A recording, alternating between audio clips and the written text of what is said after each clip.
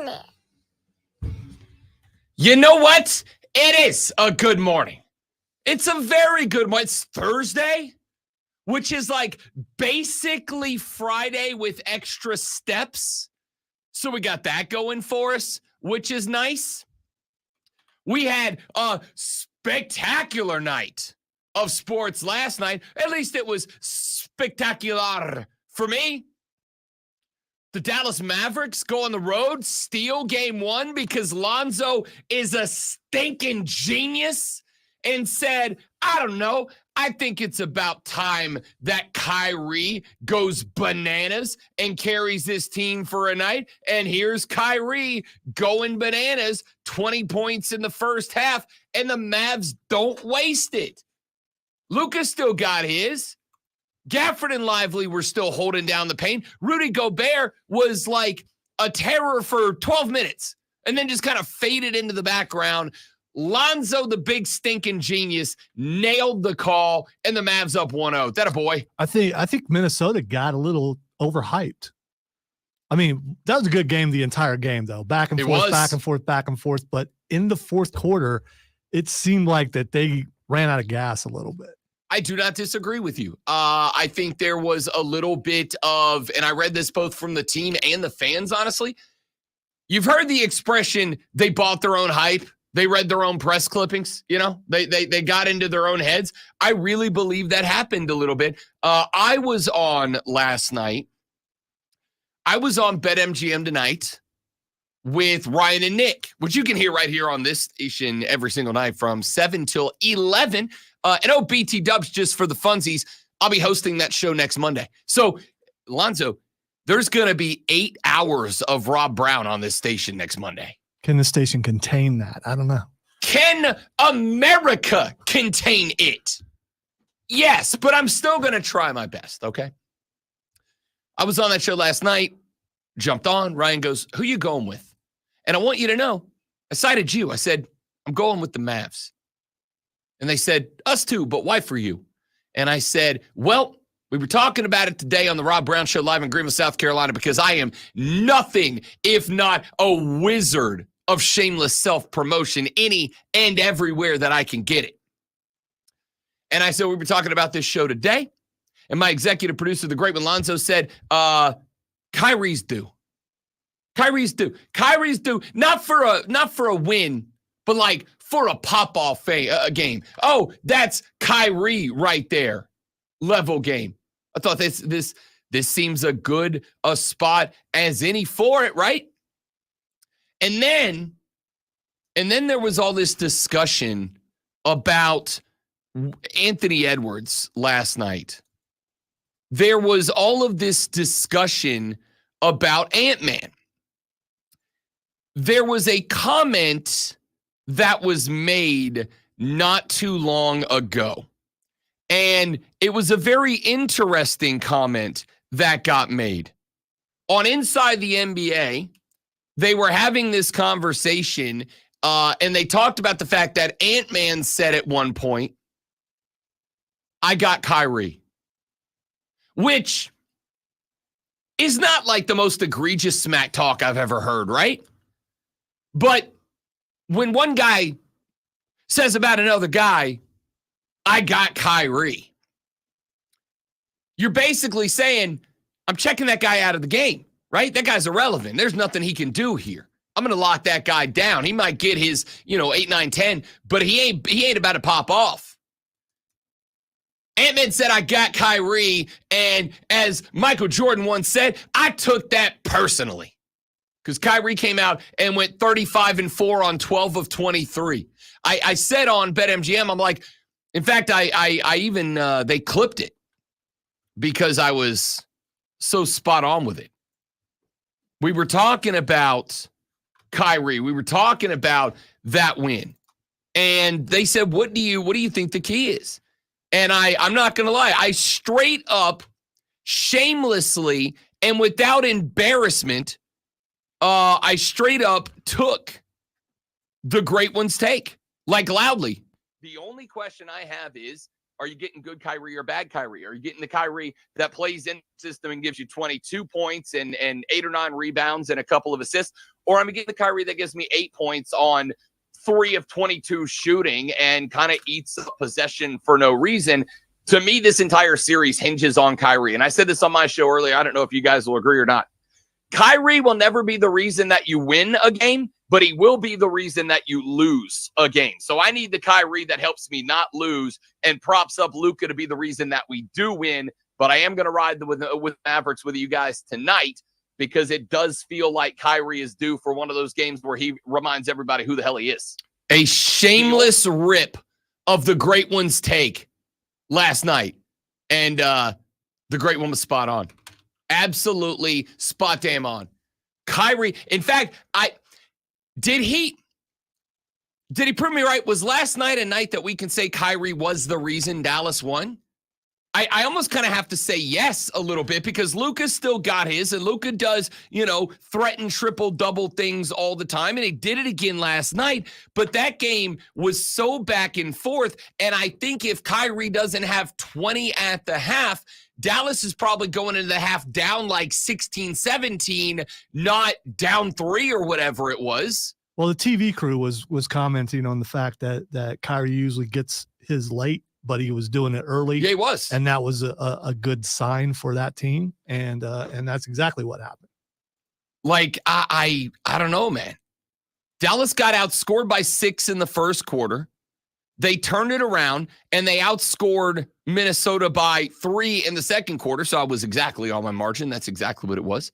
And then they turned around, and they won the third period by a deuce. So they enter the fourth down 1.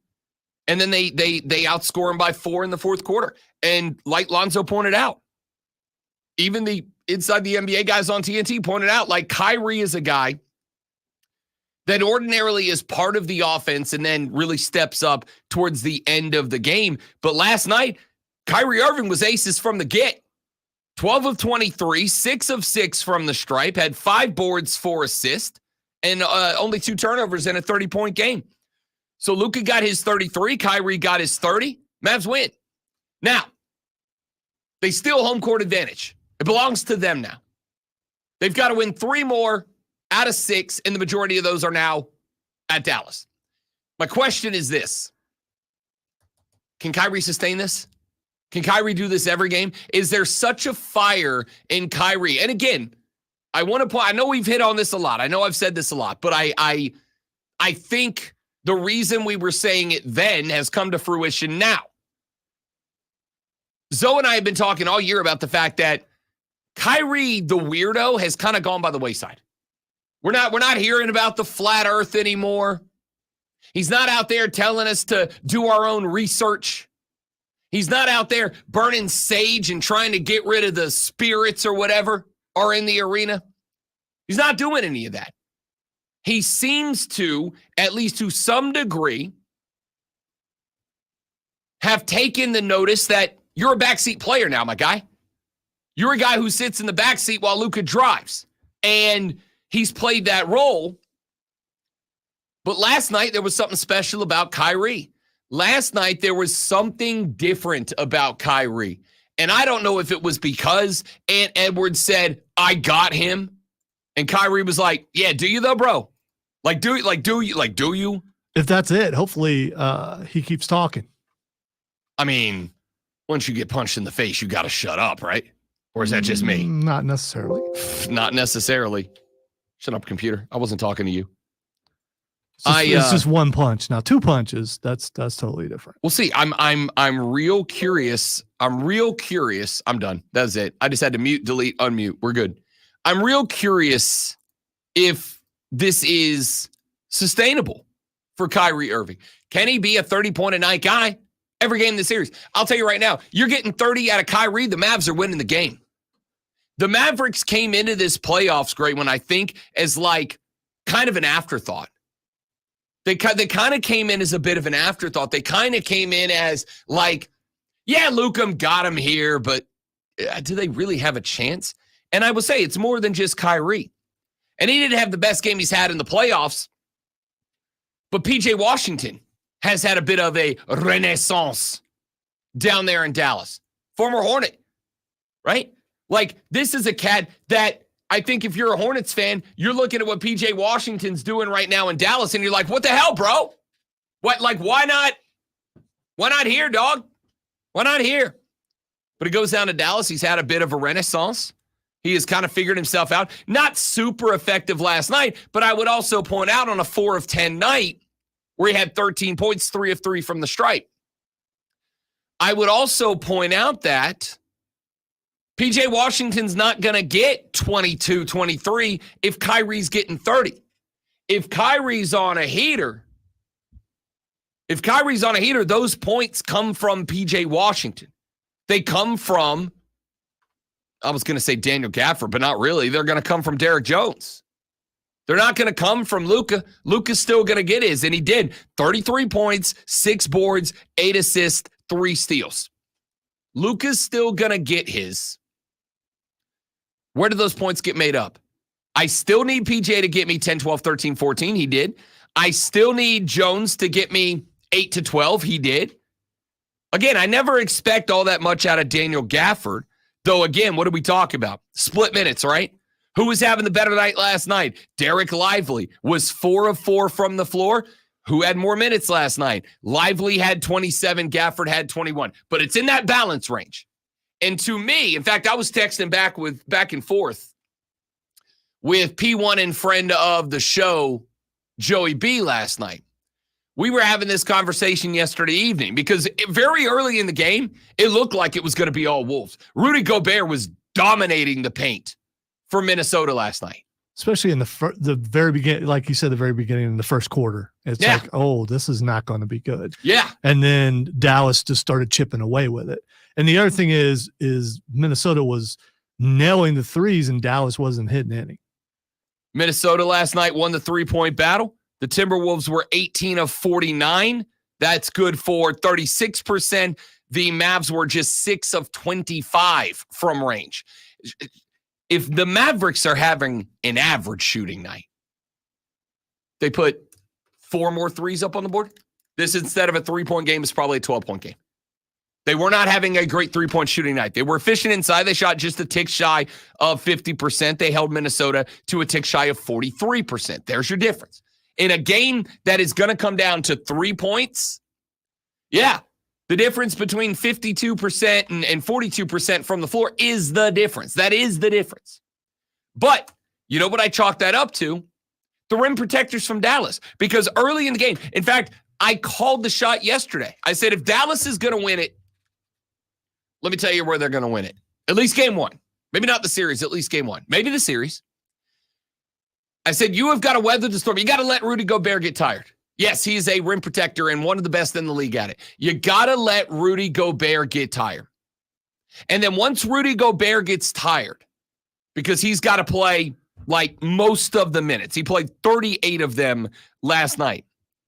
And they bring in Naz Reid. And Naz Reid he's a good offensive addition. The Timberwolves are better offensively when Naz Reid is on the floor, the former LSU Tiger.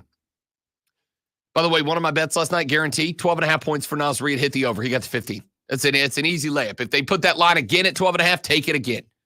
But what I'm interested in is when Gobert goes down, Naz Reid's a better offensive player, but he's not a better defensive player. He doesn't lock down the paint as much. So I texted Joey B. I said it on the show yesterday. I said, look, here's the deal. When Naz Reid is on the floor, and he was on for 24 minutes last night, when Naz Reid's on the floor, Dallas has got to be plus in the plus minus. That's the spot where you go, Gafford, I need to see your offensive efficiency. Derek Lively, I need to see your offensive efficiency. You got it out of both. And again, they weren't dramatically plus minus, but when those two guys are knocking down everything they get inside of 6 feet, and it forces the Timberwolves defense, whether it's Rudy Gobert or Naz Reid, to play down, to play in the paint, to play block to block and not elbow to elbow, to play under the basket and not out to the free throw line, well, what does that do? That opens up Luka. My favorite, I don't know if you noticed this great one last night, because I was locked in on Luka Doncic last night. Luka started doing this thing that I found incredible. He would get the ball at the top of the three-point line, and he would dribble down to the free throw line or just inside, great one, but he would just do it like this, right? Head up, like old school 70s basketball. He's just down, he's just dribbling, and he's looking, and he's looking. And if the double team comes this way, he goes, switches hands, puts back to it. And if it comes from this way, he switches and puts his back. But he waits because somebody else has got to help. And if nobody comes to help, bang, easy jump shot from the free throw line because that's bread and butter for Luka Doncic. And if the big man underneath came out to prevent that shot, what'd he do? Head pump, get him in the air, little brick pass around to the outside, little bounce pass, little curl pass, little freaking handoff underneath. He just kept doing that move, and the Timberwolves kept falling for it. See, one thing I don't understand about Minnesota, if you watch Luka, especially in the fourth quarter, his dribble, what you're talking about, seemed kind of lazy. Like he was meandering. I think a defender could come in from behind and knock that ball away. And they just didn't. And they would come up behind him, and I'm waiting for them to try it. And I don't know if he was baiting them to see if they would try and do that, but is it the European style that makes it look like they're lazily doing that? Because Jokic does the same thing. It's wildly effective, and again, let's call it. You know what? You want to know why I know a lot of young players, or why I believe a lot of young players don't have that in the basket? I'm talking all the way up to the NBA level because it's boring, right? It's boring as hell. It really is. It's just that slow, methodical dribble to the free throw line. You find where the pressure's coming. If it's one guy, you put him on your back and you just hold the dribble. Eyes up. Find where the second man's coming from because he's either coming from the paint or he's coming from the side. If he comes from the side, I'm giving it to Kyrie over here. If he comes from the side, I'm looking over the other direction, and I'm giving it to P.J. Washington. And if it comes from down low, little bounce pass down to Gafford or Lively, whoever's down there. And Luka and Nick, like, it is boring basketball. It is, and I don't mean to generalize. I hope this doesn't come across any kind of way. Dog, it's Eastern European basketball, right? Like Americans, we want dunks and flashy passes and assists and behind the backs and between the legs and all that. And the Eastern Europeans, you know what they want? Assist. That's how they're taught to play the game. They want assists. Effective basketball. And Luka last night just kept going to that breadbasket, and the Timberwolves kept falling for it. I'm intrigued to see if they make the adjustments for game 2. We're going to talk a lot more basketball as the show rolls on. Florida Panthers get a win in the Eastern Conference Finals over the New York Rangers in the Stanley Cup playoffs last night. NASCAR running this weekend at Charlotte for the Coke 600 and the Indy 500. Kyle Larson running both. We got a lot to talk about. Plus, the NCAA agrees to the settlement. So what's that mean? I'll tell you coming up on the Rob Brown Show on the Fan Upstate. Prize picks. All right, good morning, everybody. Quick live read, and we're coming right back. Stay right there for me.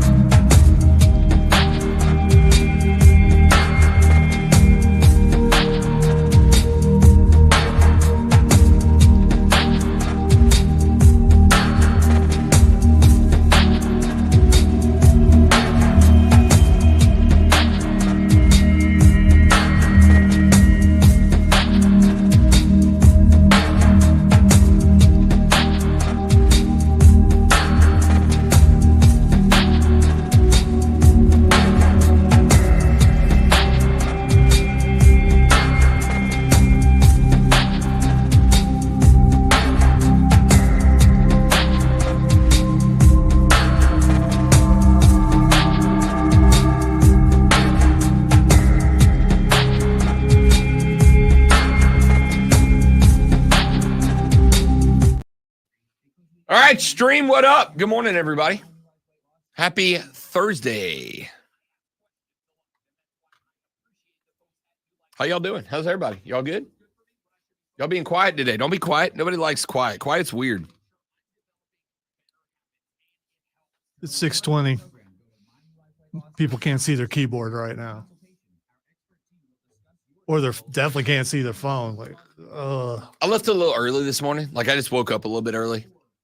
So I got up and I got showered and I left a little bit early. And I pulled out of my driveway at 4:30, which is about 10 to 15 minutes ordinary or earlier than I usually leave.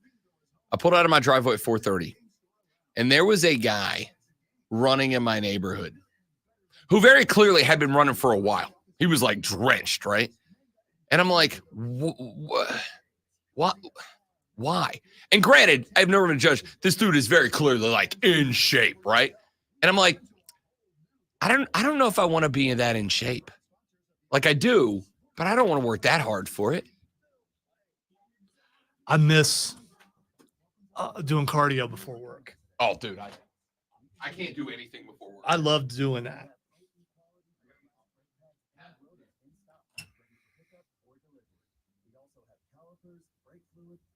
And anything else you'll need to do the job right.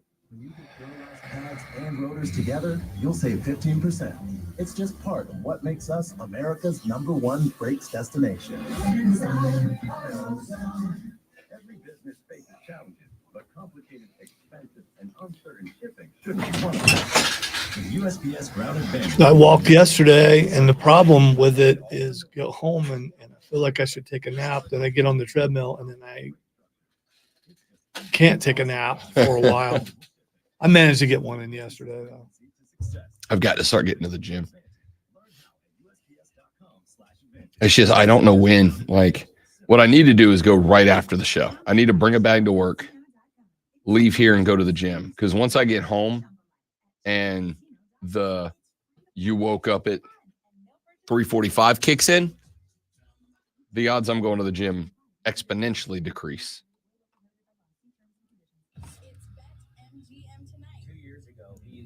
Individually won me my fantasy baseball league.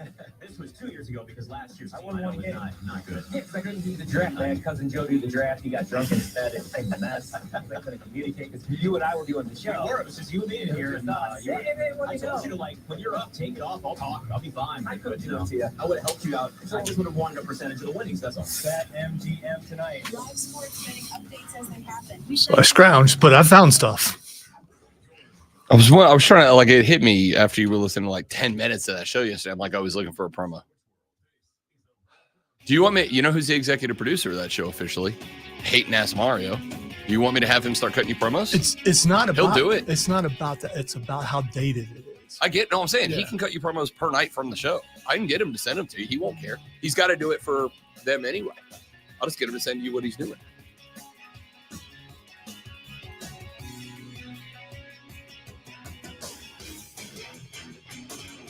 The NCAA Board of Governors has voted, and this was a formality we knew they were going to approve the settlement in the House v. NCAA lawsuit, as well as the other various antitrust lawsuits that have sprung up over the last couple of years as well. It's very tumultuous. I'm intrigued to see where this goes. We know what the ramifications are. We know you're looking at $2.7 billion worth of back pay that's been agreed to.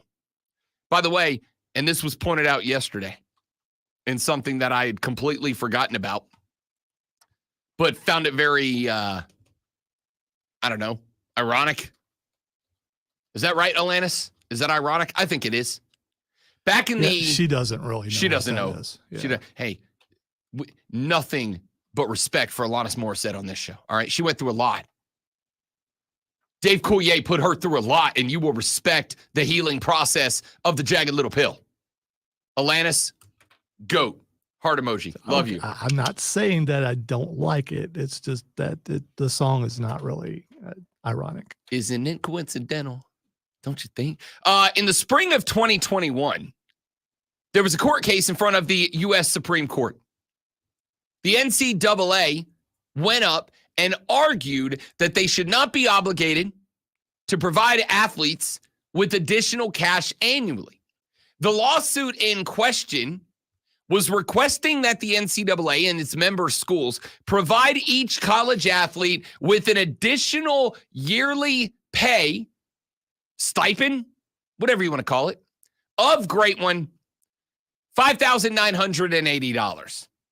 You think they'd like to run that one back if they got the opportunity to? Yeah, probably. Because instead, $2.7 billion worth of settlement. And over the next 10-year agreement, according to Ross Dellinger of Yahoo Sports, it is expected that somewhere in the neighborhood of $15 billion in new cash is expected to funnel to athletes over the 10-year settlement agreement. Now, remember, that is a combination of the $2.7 billion back pay that will be split up over 10 years, but also the new revenue sharing plan that goes into play, which will allow colleges and universities to create a trust of up to $22 million a year, out of which they may provide, pay, whatever word you want to use here, current college athletes. When you put the cost of all those things together, the revenue sharing model, the $2.8 billion payment split up across the NCAA, the expectation is that major conferences will be paying out somewhere to the tune of $1 billion plus annually over the next decade. And now we expected this settlement to be approved for like a very long time now. But yesterday, the NCAA officially approving it. And I don't know why I felt this way. Because like I'm fine with the settlement. It doesn't bother me all that much. I watch the ludicrous amounts of money that fly around NCAA athletics and have been for years. So I don't really feel all that bad about it. And we knew that this was, again, a formality. It had been agreed to because it had been agreed to. It was all but assured that the NCAA was going to approve it, as were the remainder of the conferences. And we knew going into yesterday, the ACC had already approved it. The Big 12 had already approved it. The Big 10 had gone ahead and approved it. So all we had left were the SEC, the Pac-12, and the NCAA itself. Again, still all formalities. So we have not had the SEC and the Pac-12 sign. They are expected to do so at their commission meetings today, or their president's meetings today. And again, you know all this is coming. But for some reason, yesterday, last evening, as a matter of fact, I was sitting in the Bro Cave. I was watching Mavs Timberwolves. I was watching Panthers Rangers. I was watching Braves Cubs. I got all the TVs going. And all at once, I get a breaking news alert on my tablet. I get one on my phone. I get one on my laptop. Ping! That's not how it sounds, but it's very close. Our friend is back again. What is wrong with this bird, dude? This is what. All right, forget the bird. We'll come back to the bird. The bird loves me. Okay. I get a ping across all my devices. Breaking news: the NCAA has voted to approve and authorize the settlement of the House v. NCAA case and the associated antitrust suits that are in court right now. And as I read through the story and read, again, nothing I didn't already know. I know I've said that like 50 times, but I keep saying that because even knowing it was coming down the pipe, even knowing that this was a formality, even knowing that this had been largely agreed to by all of these parties well before all of these meetings were taking place this week, it's still, I don't know, what's the word to use here? Like it still had me reflecting, thinking, contemplating. I don't really know how to describe it, which is bad because my job is to describe things. And I don't know how to describe this. I don't know how to describe the feeling I had when I read this. It was like, you know how there are events in your life where when they happen, you know that the world or some aspect of it has just changed? You know how there's times where some event happens, and I know I'm not going to use the example that I think is probably the biggest example of our lifetime, but you know exactly what I'm talking about. Or the opposite of lifetime. Yeah. But you know exactly what I'm talking about. You know that moment where something comes across your TV or your phone or your radio or whatever, and you hear that thing and you recognize in that moment, the world has just changed. The world as I know it does not exist. There is a new world. And while the event that I'm thinking of, and that I'm sure at this point you're thinking of as well, really changed literally the world, these events can also happen in little elements of the world. And college football, if you are listening to this show, I'm sure, is a massive part of your world. It's a massive part of your life. It's a massive part of who you are. And college sports as a whole is a massive part of who you are. And even though I knew this was going to happen, even though it was, again, a formality, it had already been agreed to. It was just a matter of putting ink to paper.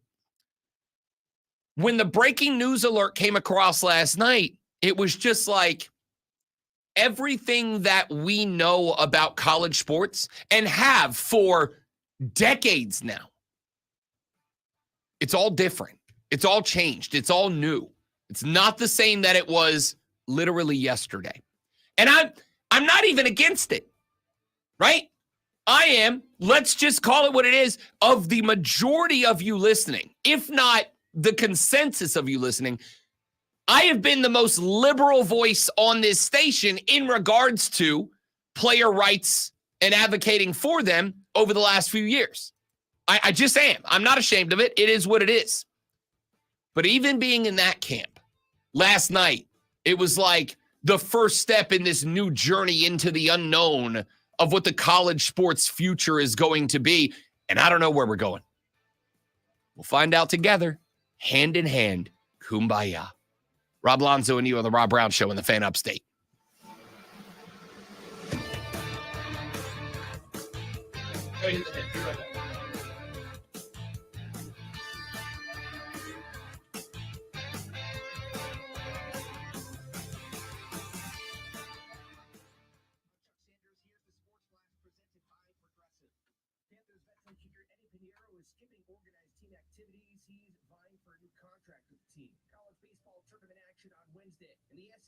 Tournament, South Carolina nipped Arkansas 6-5.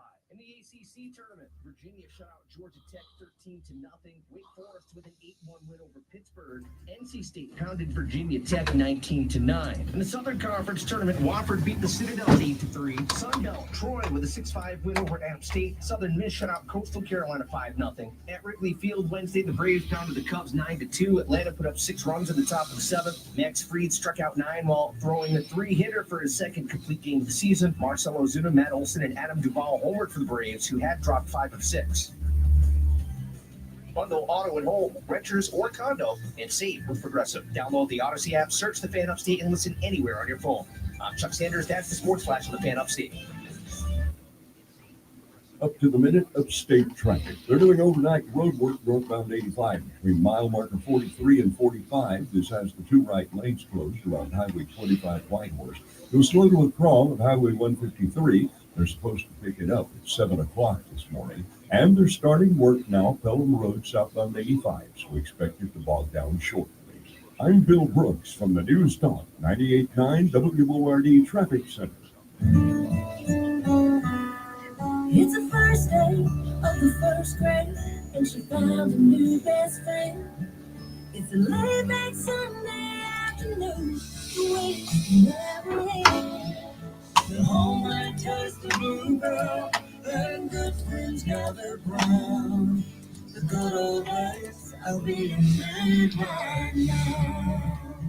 Grab a frosty mug and try the newest flavor from Bluebell. A&W Root Beer Float Ice Cream. A creamy vanilla flavored ice cream swirled together with an A&W root beer flavored sherbet. A new way to enjoy your favorite root beer float. The good old days are being made right now. The good old days are being made right now. Look for Bluebell ice cream at all Aldi stores. eBay Motors is here for the ride. So Rob is the opposite on this, but I think it has to do with it being a business now. Rob Brown Show, what do you want to talk about? I mean, I know Alonzo's giving you his answer. I'll give you mine. My thought on it is, did Kalen DeBoer not quit on his team? Did Mike Norvell not quit on his team? Like, I think anybody has the right to move themselves into a better situation. Oregon State's head coach left Oregon State, right? Like, he left. He moved on. And DJ Uiagalelei, as do college athletes, this is why I've said for a number of years, they do not, as much as college football fans hate this, college players do not sign on to play for a college. By the way, he doesn't bother me so much. He got benched. Yeah. I mean, it's the guy who's the starter who decides. Are you talking about when he left Clemson? Yeah. I mean, he got benched. So. I mean, you can use him. He just left Oregon State to go to Florida State, right? So he's did it both ways. He's done it twice. But again, he got benched at Clemson. Do you expect a guy to stay and ride the pine for knowing he's not going to play? He's never going to see the field again. Do you expect him to say, hey, or like sit it out? That's your responsibility. That's kind of where I come down on that.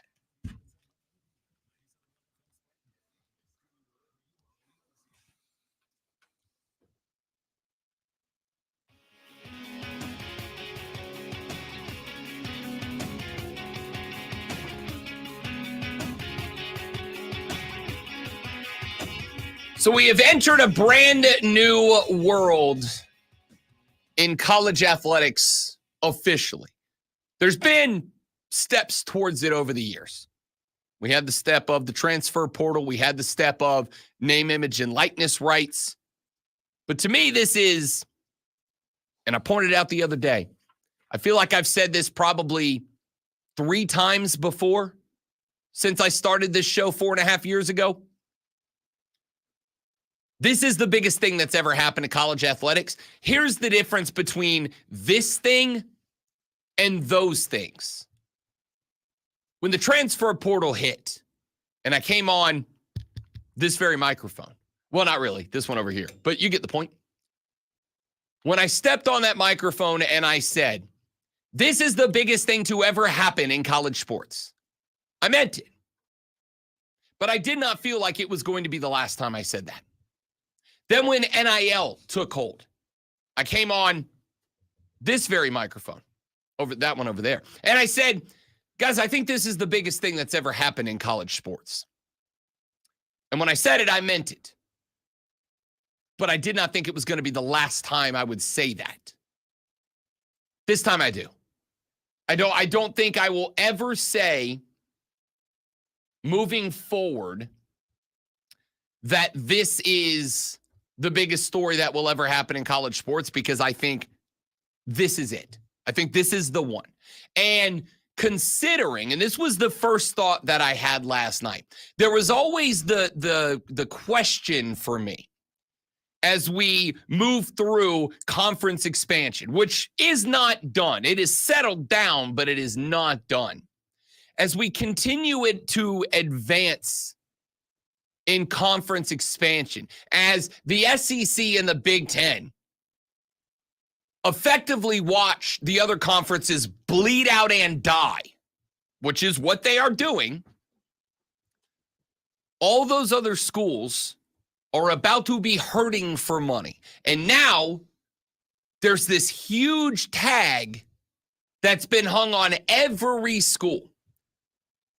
The commissioner of the Big Sky Conference, I believe it was the commissioner of the Big Sky Conference the other day, said, do you understand how frustrating it is for the FCS schools to be sitting here trying to figure out how in the world they are going to navigate a 10% cut to their athletics department that has to go towards paying off this settlement that pays largely for athletes that were at Power 5 schools?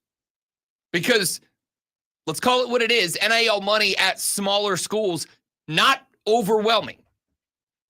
So he said, I'm sitting here trying to figure out how I am going to balance a 10% cut to my athletic department to pay a bill that largely benefits the Power 5 schools while the SEC and the Big Ten continue to grow and get more money and get more whatever.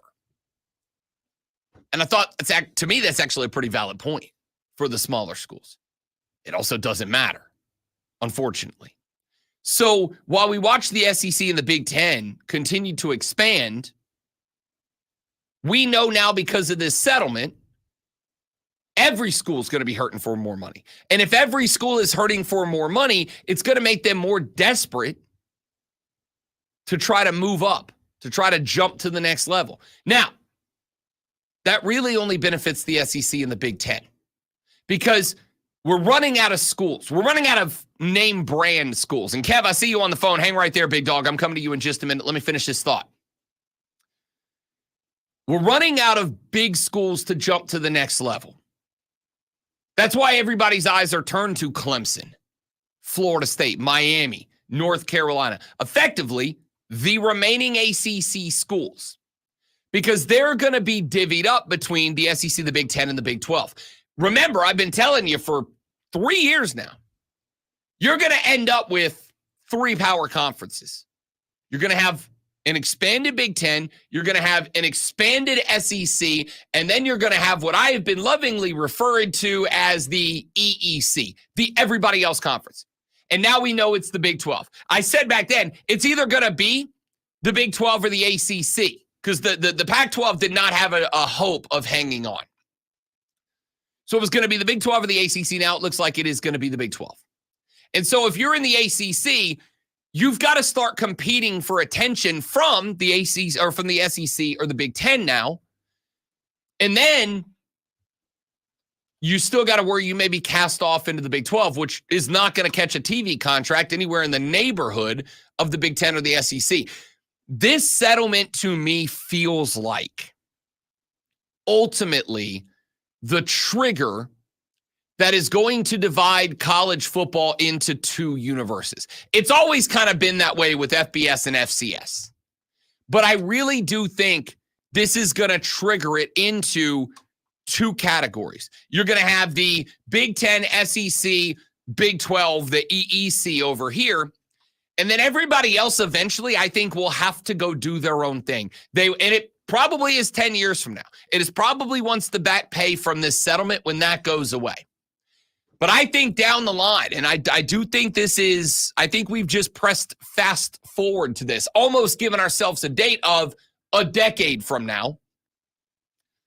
I think that everybody who's not in those Power 3 will either have to create their own thing, or the Big 3 will create their own thing and leave all those other schools behind, and then they'll have their own thing. And I think 10 years is the mark now, once this settlement's paid off. And once this settlement, which all the NCAA schools are beholden to, once this settlement is cooked, is done, is over, and all that back pay is on the record books, it's done, it's gone, it is at that point that either the Big 3 will separate themselves from the NCAA and create their own thing over here, and then the NCAA will be left with everybody who got left behind, or everybody who got left behind, they will get together and go, yeah, we're not gonna compete with them anymore. We can't compete with them. We're gonna do our own thing over here, and we'll just hope we can survive, just like they always have. So, like I said, I went to bed last night thinking we have officially entered as of last night, when the NCAA agreed to this, it was a formality. It was always going to happen. But now that they've signed that paperwork, we have entered a brand new era of college sports, and one that no one knows how to navigate because we don't know what the hell it looks like yet. We don't know how Title IX plays into this. We don't know what expanded NIL looks like with this trust fund set up by the school. We don't know what any of it's going to turn into. It is just going to be a matter of let's figure it out day by day. Kevin, kind enough to be hanging on the phone lines to chat with us this AM. Kev, what's up, big dog? What's going on, my fellas? How you doing, brother? Oh, man, just having another good day, man. Just getting out, sun out. It's feeling, when you wake up and you have a little forehead sweat, you know you should have left the air conditioner on last night thinking it was going to get chilly overnight. So come on, bro. It's basically summertime in South Carolina, my guy. You know this. Hey, and then I get a kick out of some people who leave their air on 67. Like 67, I feel like you can hang meat in your house. Like, I'm not, that's a little cold. But, hey, talk about last night. Last night, first of all, you shoot 53s, you should have lost. You don't care what you shot, what your percentage. You shot 53s from a team who don't shoot 53s. Like, Ant can't get in the hole because Dallas is actually going to do something a little better than what Denver did and keep him out the hole. So now they're going to have to shoot these threes. Now, they might have a good night shooting them, but 53s. But the thing about it, Dallas shot 16 for 17 from the free throw line, so that's what kept them ahead. So now, going to this game here, first of all, you can't call out a dog. You call out a dog, you about to get a dog. So Ant should have shut his mouth up because what's going to happen, Ant going to be wore out. Ant going to be wore out every game trying to guard Kyrie all game long. He got to cut that out. He may guard him for a little while, but for them to get over the hump, he can't guard Kyrie all night long because he's going to be wore slam out by the fourth quarter. Yeah, I would say as far as the three-point efforts go, 18 of 49 for 37, just a tick shy of 37%. I mean, if you're going to shoot 53s, you better connect on 50% of them, right? I go back to the one game that Miami won in their series with Boston. They won that game because they hit 23 threes. I think they shot 45, 44, something like that. But they connected on north of 50, like, or right at 50%, somewhere in that ballpark. And if you're going to do it, you better be elite. But you are also correct in that Minnesota's not been a three-point shooting team all year long. They've been a team that's relied on Anthony Edwards to penetrate, Mike Conley to be there for the kickout, and Jaden McDaniels to be the escape valve whenever those two things went wrong. And you didn't get the best out of Ant-Man last night. 6 of 16, 5 of 12 from length. He had 19 points on the game. You still got your 24 out of McDaniels, who honestly, I don't think Minnesota's here without Jaden McDaniels. Like, I know Ant-Man's the man. Without him in Game 7 or him last night, man, they don't win neither one of them games. Yeah, you're exactly right. They don't win that Game 7 anyway against Denver without him. I agree entirely. So that's not the guy from Clemson, though, is it? I do not know, to tell you the truth. I want to say no, he's from Washington. Okay. But didn't Clemson have a McDaniels or something like that played a few years ago? I do not remember off the top of my head. It might have been before I got here. But here's what I'll say about Dallas from last night, Kev, because I think everybody has been dialed in on what went wrong for Minnesota, and that's fine. It's a good team. I think I got to dial in on what went right for Dallas, and I'm not just talking about Kyrie. Like, any game, and I said this on Twitter last night, any game Kyrie gets 30, Dallas has to win. It's not, you have to win any game that Kyrie gets you 30. But that is not the key to this team. The key to this team for me has been the two guys who are getting the least attention, and that's Daniel Gafford and Derek Lively II, because everything Rudy Gobert does defensively in the paint, Gafford and Lively have been doing the same thing to about a 90% efficiency, except for there's two of them, fellas, and they can rotate fresh legs in, whereas when Gobert steps out, the middle opens up against Minnesota. And I think Dallas recognized that and took full advantage in Game 1. My question is, what, if anything, can Minnesota do in Game 2 to fix it? Cat gonna have to be serious and be physical. He don't like all that touching and bumping and grinding and all that. He gonna have to come off the block. I know you can shoot threes, he can shoot jumpers, but somebody's gonna have to be a dog and go in there and do some dirty work. Yeah, I think you're right, Kev. Great call, bud. Appreciate it, man. Thanks for jumping in here. Great to talk to you this morning. Yeah, I think that, and we're going to talk a lot more basketball. We'll get back to the NCAA thing coming up a little while later in the show. I've been talking about since like Game 4. I kept doubting Dallas because I kept looking at Kyrie and Luka.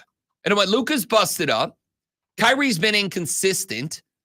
I don't think you can win with a hurt Luka and an inconsistent Kyrie. And I kept doubting. And I feel like up until about game 3, game 4 of the last series, I just missed what this team is actually doing to win this game, which is they're just locking down the middle, right? And Rudy Gobert, by the way, not an offensive big man. He had 12 points on 4 of 8, and that's one of his better nights. Cat's got to get the points underneath. He had 16 on 6 of 20 from the floor. That ain't good enough. Cat's got to, as Kev just said, be a dog, bang underneath in the paint, and make sure that while Lively and Gafford are good rim protectors, Cat's got to make sure that they are good rim protectors at the rim. That they can't go out and help, that they can't go out and extend that length to the short corner, to the elbow, to the free throw line. Can't let them have that. You've got to keep them in the paint locked up under the rim, and that is on Karl Anthony Towns. Because Rudy Gobert doesn't scare anybody down there. How many times did Rudy Gobert get blocked last night, Lonzo? Like 4 or 5? Yeah. It's like every time he went up for a layup, somebody put it into row 3. Rudy Gobert is not an offensive player. Great defensive player. But here's the thing. Dallas doesn't run their offense through the 5. They run it through the 4, and they run it back to the 1.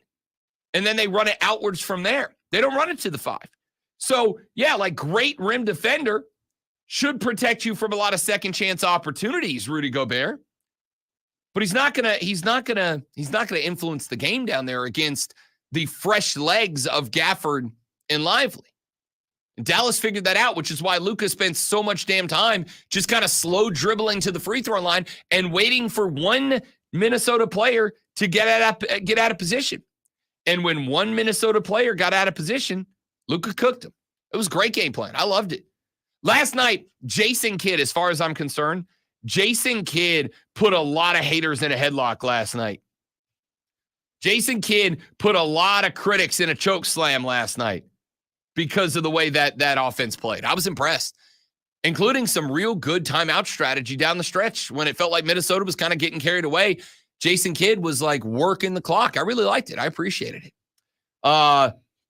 You know who is an absolute wizard like Jason Kidd is of clock management late, of doing SportsFi? It's too long of a segue. I'm just setting Lonzo up to be great. Here's Lonzo being great. Lonzo no tell time. Lonzo no clock. In the NHL, the Eastern Conference Finals kicked off with a 3-0 Florida Panther win over the Rangers in New York. The Rangers failed to score on 3 power plays, including one with less than 7 minutes left in the game. South Carolina baseball team notched their second win in the SEC baseball tournament with a 6-5 win over the number 2 seed Arkansas. Cole Messina had a 3-for-4 day with 5 of Carolina's 6 RBIs, including a pair of 2-run shots in the 5th and 9th innings. South Carolina moves into the winner's bracket with a matchup against LSU after their 11-0 win over Kentucky. First pitch is at 4:30 this afternoon. Hey, let me tell you about our new show, brand new show, Wire to Wire. Cole Bryson, Diesel. It gets you up to date on the latest local and national sports news. Great guests, great debate, and a whole lot of fun. You need to tune in. 3 to 7, Wire to Wire.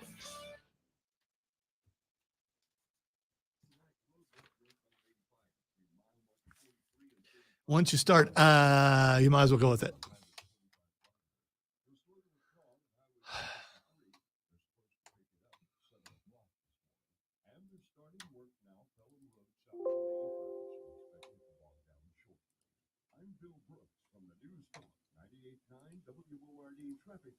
Do you feel like it's almost impossible to lose weight on your own? Hi, this is Dr. Elliot Hirschhorn with New Life Weight Loss, and we know the secret to losing weight and keeping it off long-term without drugs or surgery. At New Life Weight Loss, many patients lose 20 to 30 pounds in about a month or 2 with our support staff and accountability. And we do that without prepackaged meals, no exercising, no drugs, or surgery. Go to mynewlifeweightloss.com now. Hey, it's Rob Brown. Listen, I was nervous about a weight loss plan. My weight's been up and down for years, but New Life is about more than losing weight. It's about developing healthy habits to live a better life. And New Life has helped me do that. I can already feel the difference.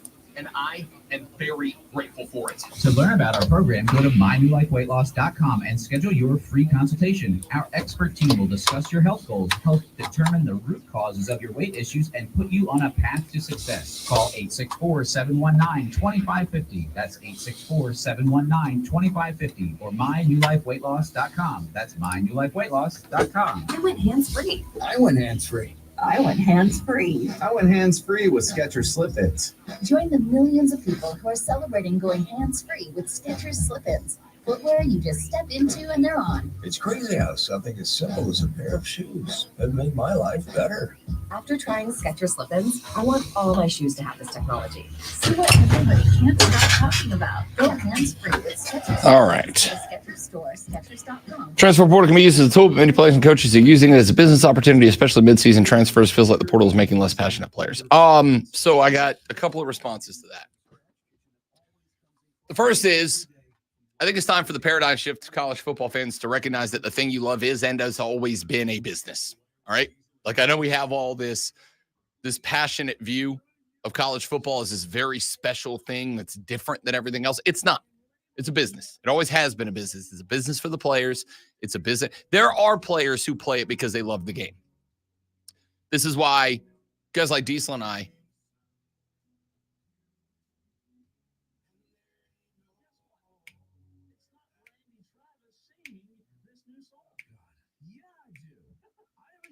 okay, sorry. That was a weird commercial. So it has always been a business. It will remain a business. It's been a business longer than you want. There are guys who play the game passionately. The guys that know they're not going to the league are doing it because they love football. Absolutely. But the names that are doing the things that you're talking about, they got aspirations of the NFL. They got dreams in the NFL. And they're going to do what's best for them from a business perspective. Just like coaches have always moved up when they have success until they get to the top of the college football landscape.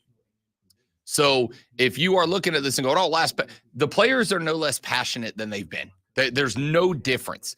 The only difference is now they can get paid. They have the same level of intensity and passion and concern and care for the sport as they've always had.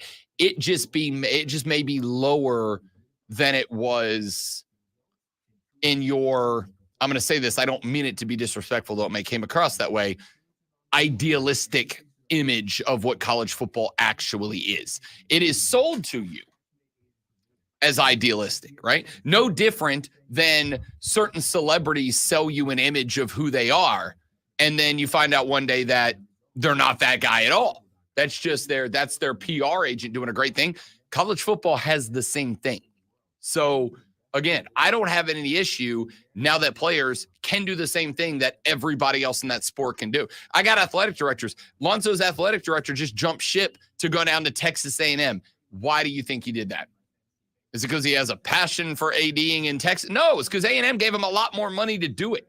That's it. That's the only reason, right? Why would anybody willingly go from Ohio State to Texas A&M? There's only one reason. Well, I can think of another one, and that's weather. But that's just, I mean, sure. Good money and better weather. Yeah, I mean, you get that. But the point here is that there's nothing different than there has been in years gone by. It's just been sold to you as this thing where every player out there has a passion and a love for the game. They still do. It's no different.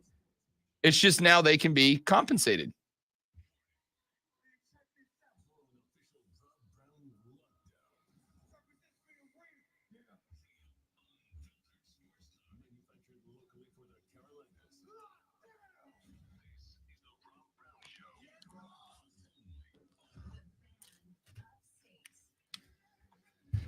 You should join us on the live stream at facebook.com/thefanupstate, twitter.com/thefanupstate by searching the Fan Upstate. Oh, dude, we should do the what between things. That's great. That's brilliant.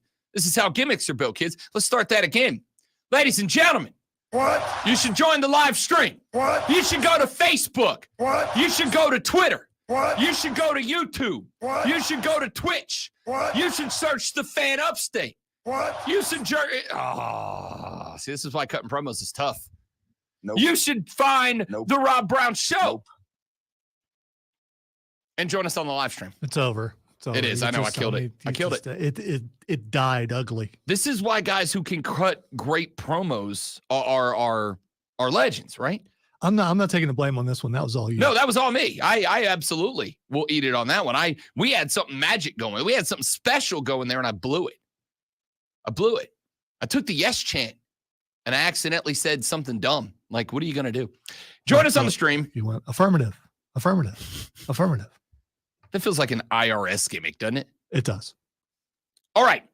The reason I say that is because during the last couple of breaks, Tiger Nige has been up in the stream. And he said, your opinions on players like DJ Uiagalelei making the transfer portal look like an option to quit on a team. I gave my response to that. And then he said the portal can be used as a tool, but many players and coaches are using it as a business opportunity, especially midseason transfers. Feels like the portal is making less passionate players. Well, a couple of things here. Number one, there are no midseason transfers. You can't transfer midseason. There is no portal movement in the season itself. So once you're locked in for the season, you're locked in for the season. Now you can quit the team in the season, but you can't go somewhere else and play. That is actually one of the few things that the NCAA put down on paper that it is being strictly looked after. But then there's the second element of this, and this is what I said on the stream. And this is why you should come to the stream, because we have these conversations off the stream, and sometimes they make the air and sometimes they don't. And this kind of harkens back to what we were talking about with the settlement, which, of course, will be a portion of the water cooler cheat sheet here in just mere seconds from right now. Nothing is different. Nothing is different. The only difference is that guys can be compensated. But the whole concept of, players are less passionate. No, they're not. No, they're not. It's just that before they were allowed to transfer, before they were allowed to take an opportunity that is better for them. And it is up to them to decide what is better for them, not you. But before guys had the option to move to an opportunity that they felt, right, wrong, or indifferent, was better for them, you were sold this image.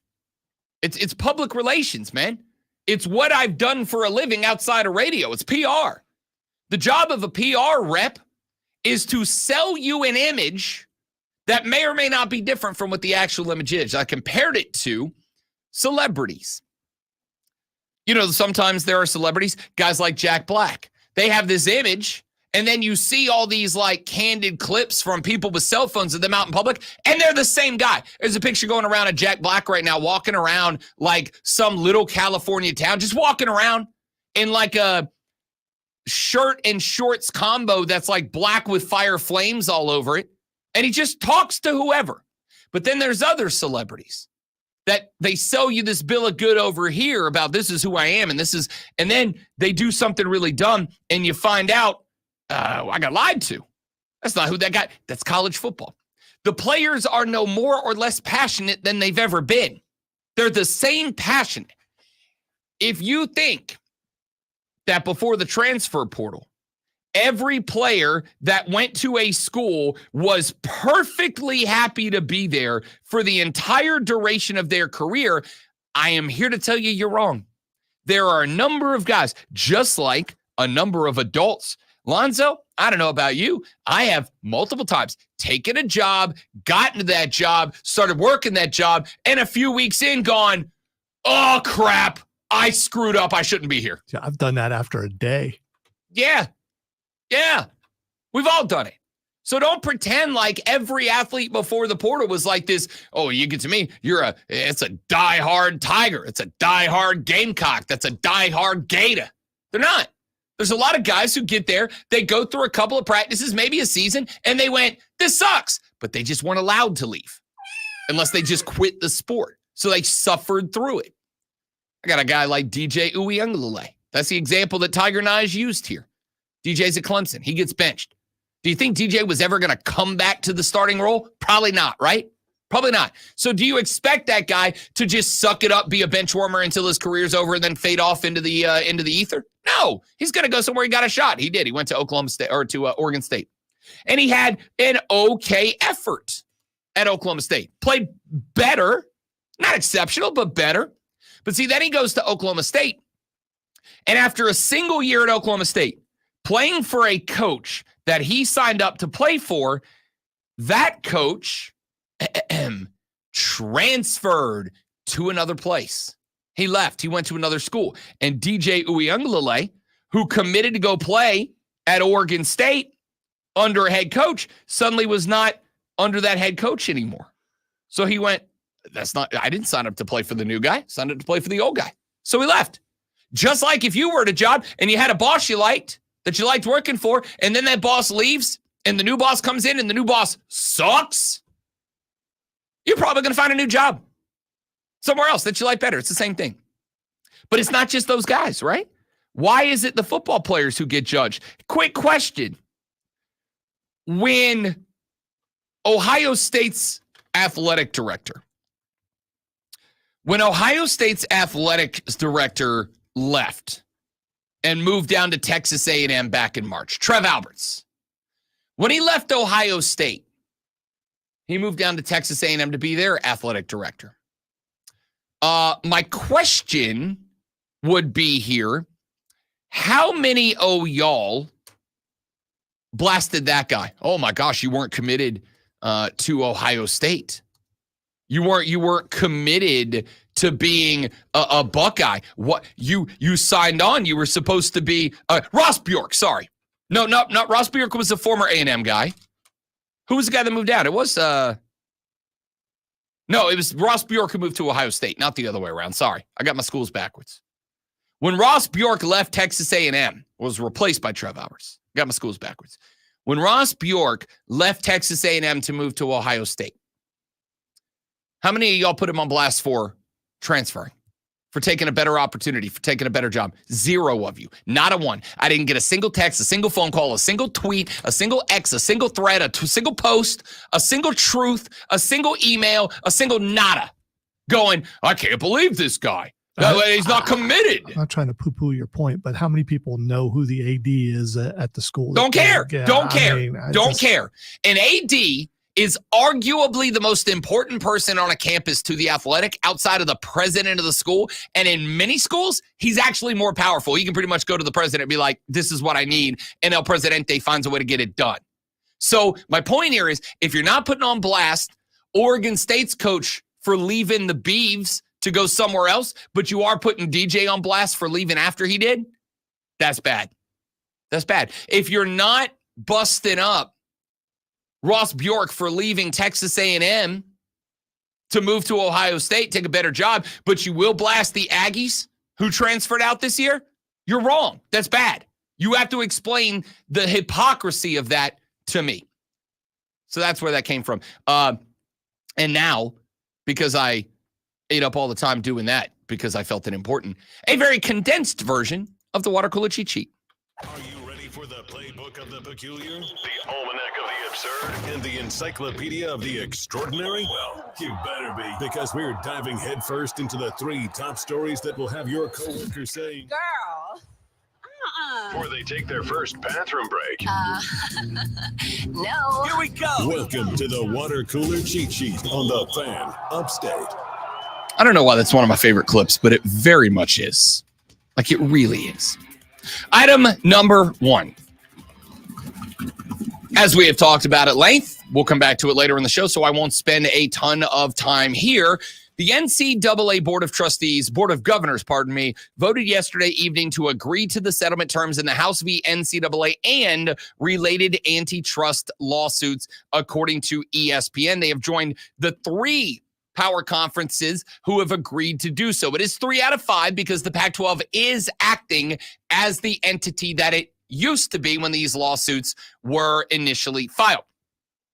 The Big 12 and ACC voted to accept the settlement terms on Tuesday. The Big 10 joined them yesterday. The NCAA Board of Governors joined them last night. The SEC and the Pac-12 are expected to vote to approve the terms either today or early tomorrow. Now, the one thing we have learned from Pete Thamel is that the NCAA's Board of Governors did not vote unanimously.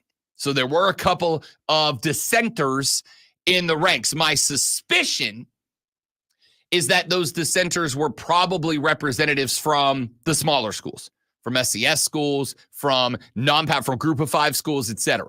Probably from the smaller schools that said no, because the smaller schools have made their objections to the settlement structure, if not the settlement itself, known over the past couple of weeks. Ultimately, it won't matter. They got the majority vote that they needed. The settlement is going to be approved. Again, we did not know any of this. It was a formality, but sometimes just seeing the ball go through the net can kind of change the attitude a little bit. And I think that was the case here to some degree. We knew it was coming. We didn't just know it was a reality. We knew it was an inevitability. It is done. We have entered a new era of collegiate sports, and we are going to continue that conversation later on in the show. Let's get to item number 2. 2 playoff games, 2 road games, 1 last night. We started in the NBA where the Dallas Mavericks put away the Minnesota Timberwolves. 108-105 was your final. 33 points from Luka Doncic, but the star of this one, no doubt, was Kyrie Irving. 12 of 23 in a 30-point effort. Also knocked down all 6 from the stripe last night. Had 5 boards and 4 assists as well. The great one, Lonzo, yesterday said he was going with Mavs in game 1 because he truly felt like Kyrie was due for one of those games. You combine that with the fact that Ant Edwards said, I got Kyrie, and Lonzo nailed that call. Kyrie Irving has a day last night. Anthony Edwards just 19 points for Minnesota. Jaden McDaniels led his team in scoring with 24. You got 16 out of Karl Anthony Towns as well, and 15 off the bench from Naz Reid in a losing effort. The Mavs now up 1-0 in that series after taking home the dub last night and stealing home court away from Minnesota. Over in the NHL, the Florida Panthers on the road at the New York Rangers take a 1-0 series lead with a 3-0 victory in this one. Sergei Bobrovsky is an absolute brick wall of a human being. 23 shots on goal from the Rangers, 23 saves to keep the clean sheet. Went Bobrovsky. Igor Shesterkin for the Rangers allowed 20. So there were 25 shots. He ended up letting obviously 2 get through. The last goal, the Sam Bennett goal, was an empty netter with inside of 2 minutes left to play. Matthew Tkachuk scored in the first period. The rest of the first period, the entire second period, was scoreless until Carter Verhaeghe knocked one through after just 4 minutes played in the third period. That lifted the Panthers to 2-0, and then Sam Bennett capped it off with a 3-0. Florida allowed 3 power plays to the Rangers. The Rangers went 0 for 3 with the specials teams units last night. And finally, let's get to item number 3. You know, I have said many times on this show that I am an eternal optimist, just a ray of bright sunshine and pure optimism when it comes to sports.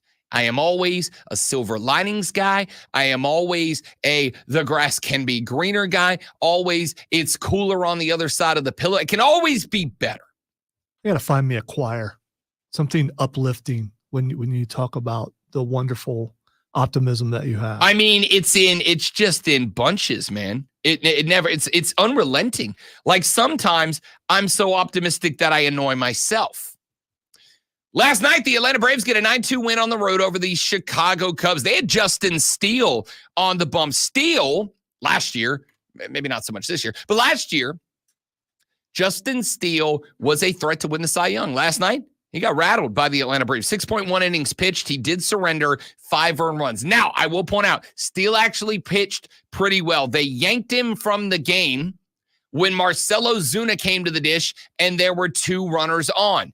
They went with a reserve player who came in and I'm trying to remember who the pitcher was. It was Jose Cuas came in relief of Justin Steele.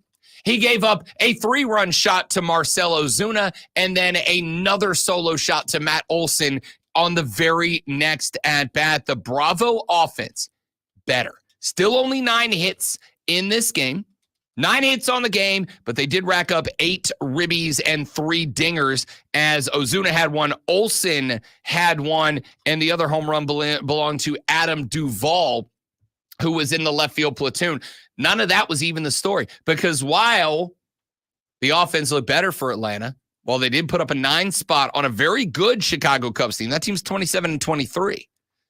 It was Max Fried, who got his second complete game on the night. 9 innings pitched, allowed 3 hits, 2 runs, 1 earned, and K'd 9 en route. That is the second complete game for Max Fried, who I'm going to tell you right now, with the loss of Spencer Strider, Max Fried has made himself invaluable to the point that I almost kind of wonder, we've been talking about all season, could Max Fried be on the move next year? He's going to be in line to get a big old fat contract.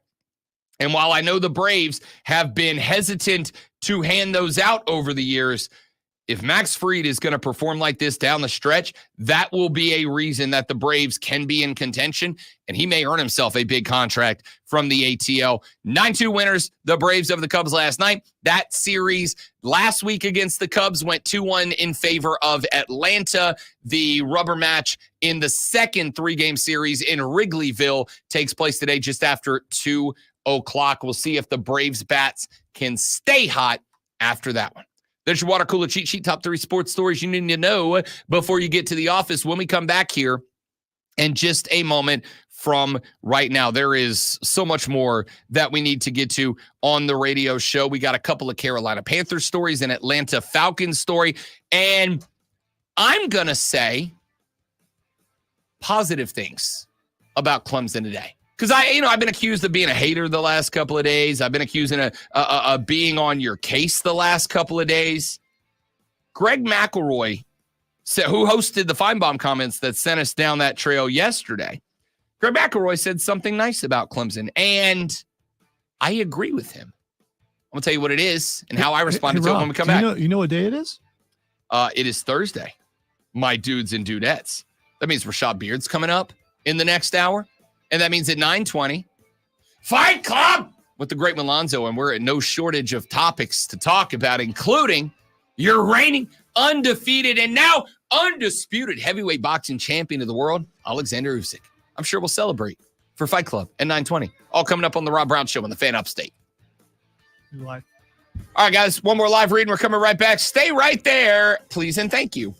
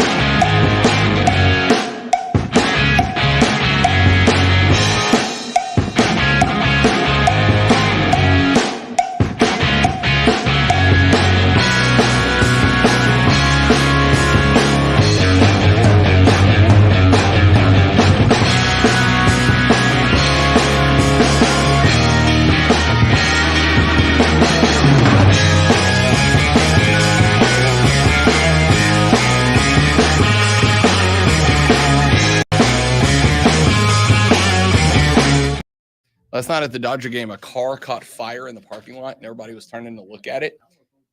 And the Oregon players started playing. We didn't start the fire.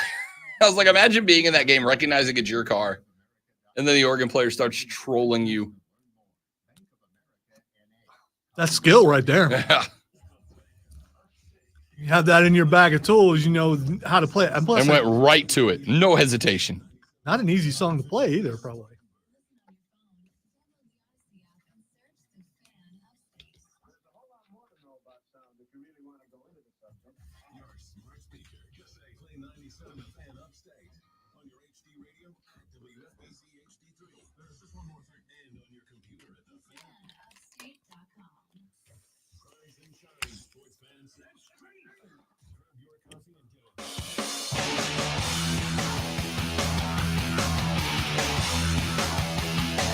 So I've taken a little bit of heat this week because I have just been a Clemson hater all week long. We've been talking about the transfer portal story. You all know it. Dabo, the only program in not just Power 5, but in college football that's not a military academy to not take a transfer portal player in. We talked about that. We talked about his comments over the weekend that, you know, again, Dabo was probably trolling the media, probably trolling the fans. They bid on it. We talked about that a little bit. And the fans of the purple and orange have been up on me on the text line. So I decided, you know what? I'm going to say something nice today. I thought you weren't going to talk about Clemson anymore this week. No, what I said that's what was, you said yesterday. No. What I said was, I am done talking about Dabo and the transfer portal. I'm not going to bring that up anymore. And I've said I'm not going to bring that up anymore because we will find out at the end of this year if Dabo's right or wrong. NIL has been on the table for a long time. The transfer portal has been on the table for a few seasons now. I think all of the it's a new day, yes it is, of college football is over, or at least for the topic at hand. Obviously, with the settlement being approved by the NCAA's Board of Governors last night, we are now about to hit a new era of college football. But the transfer portal stuff, all of the it's a new day stuff is done. It's cooked. It's over. So at the end of this year, Dabo's either going to succeed or he's going to fail, which is part of the reason I have said I think it's a feet to fire season for the Tigers, which means that I want Clemson fans going into this year to go ahead and label what they see as success. Is it win the ACC? Is it make the playoffs? Is it advance in the playoffs? Is it reach a certain record? Like, what is your definition of success? So that at the end of this year, we can all look back and say, all right, according to Tiger Mike or Clemson Bob, Clemson succeeded or Clemson failed. I'm done talking about that. Because I don't think that conversation is relevant anymore until we find out what Clemson does this football season. If Dabo meets your mark for success, then you can all say, hey, man, he was right. Rob was wrong. Suck it. And that's fine. I accept that. If he fails, if he does not meet your definition of success. If you're not down with that, we got 2 words for you. Exactly. And if he does not meet your definition of success, then I think it's time for a very tough conversation. But I'm not going to talk about that anymore because we'll find out at the end of the season which direction that goes after. What I am going to talk about is the comments yesterday of one ESPN analyst, Greg McElroy. You will remember when we talked about the Feinbaum clips yesterday that those clips were dropped on Greg McElroy's show with ESPN. That's where Paul was given the platform to say the Dabo dynasty is done. That's where he was given the platform to say that Dabo is not only costing his football team, but that he thinks the Big Ten, the SEC, the preferred landing destinations of Clemson, when, not if, they are able to exit the ACC successfully, they may lose interest in that team because nowadays it's more about brand than anything else. And the Clemson brand was made because they were in the championship. They were in the playoffs so often for so long. And now that they're not doing that anymore, that brand power Not there anymore. Greg McElroy said, and I tried to find the clip. I couldn't find it, unfortunately, so I have to read it to you. But he said, quote, "A lot of talk this offseason about Miami, tons of talk about Florida State, and rightfully so. You can make a case that those two rosters are the best in the ACC, but don't sleep on Clemson because that defense is built like a championship unit at all three levels, and offensively, if they can get more consistency out of Cade Klubnik, more consistency out of the run game behind Phil Maffa, their new starting running back. He was situational last year and played a lot, but him becoming now the bell cow will be even more effective for Clemson, a team becoming more physical and more downhill in the run game. I think Clemson is a team that is flying under the radar in a really good way for Dabo Swinney and the Tigers." I agree with Greg McElroy. I agree with him entirely. Do I think that the roster maybe could have been improved at a spot or three? I absolutely do. And anyone who says anything to the contrary is wrong. Is wrong. You're just wrong. He could have made the roster better. Does that mean the roster is not good? Not at all. The roster is good. As he pointed out, this defense, now in fairness, I've heard this before. A couple of years ago, going into the year, I was giving our former colleague and compatriot Mark Ryan hell on the radio because he said going into the year, this Clemson defense is going to be historic. This Clemson defense is going to put up numbers unseen before in college football. And they didn't do that. And I decided, yeah, I'm going to hold feet to fire, as we all should. You should be holding your broadcasters' feet to the fires. I expect you to do it for me as well. Keep me honest. That's what makes good radio, in my ever so humble yet frequently correct opinion. He was unhappy about that. He very much was unhappy that I was holding feet to fire. And that's okay. It's not going to stop me. Okay? If you make a prognostication on the radio, and that prognostication fails, you should be held accountable for it. Absolutely. I will tell you right now, on the BetQL show on Bet for the Cycle, Deck and I absolutely track our bets. We'll tell you the ones we hit and we missed from the week before. We'll own it. Sure. No problem. So, what I will say is this. Because of this situation, I think a lot of the college football landscape is writing off Clemson. Because of this story, and because I think people are, I'm going to say respectfully, a little bit uninformed about Clemson. I think they hear Dabo didn't take a transfer guy, and they translate that to, therefore, the roster's bad. It's not. It's not. There are some spots that there are question marks, no doubt. There are spots like wide receiver. I don't know, with the departure of Bo Collins, who steps up to be the guy at that position, if they have a superstar out there. But I think they're going to have a mauler of an offensive line this year. Joey B hit me about week 9 last year and said Phil Maffa should be starting, not Will Shipley.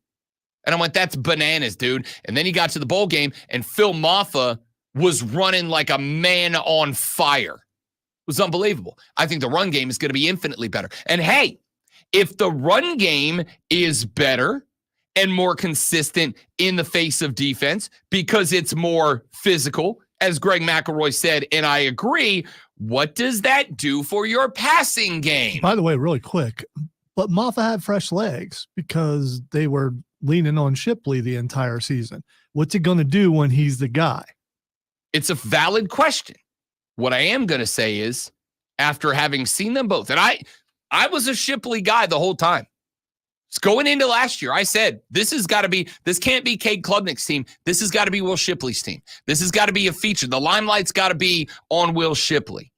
And I'm not even going to say that I was wrong. What I'm going to say is, for the style of play that I think Clemson is A, built for, and B, needs to embrace this year, which is, again, what McElroy said, a very physical school. A very physical offense. This needs to be predicated on the power run. All of the things, great one, that you have said need to happen for the Carolina Panthers in order to help Bryce Young out on offense, I feel the same way about Cade Klubnik. I need this team to be a mauling offensive run-based team.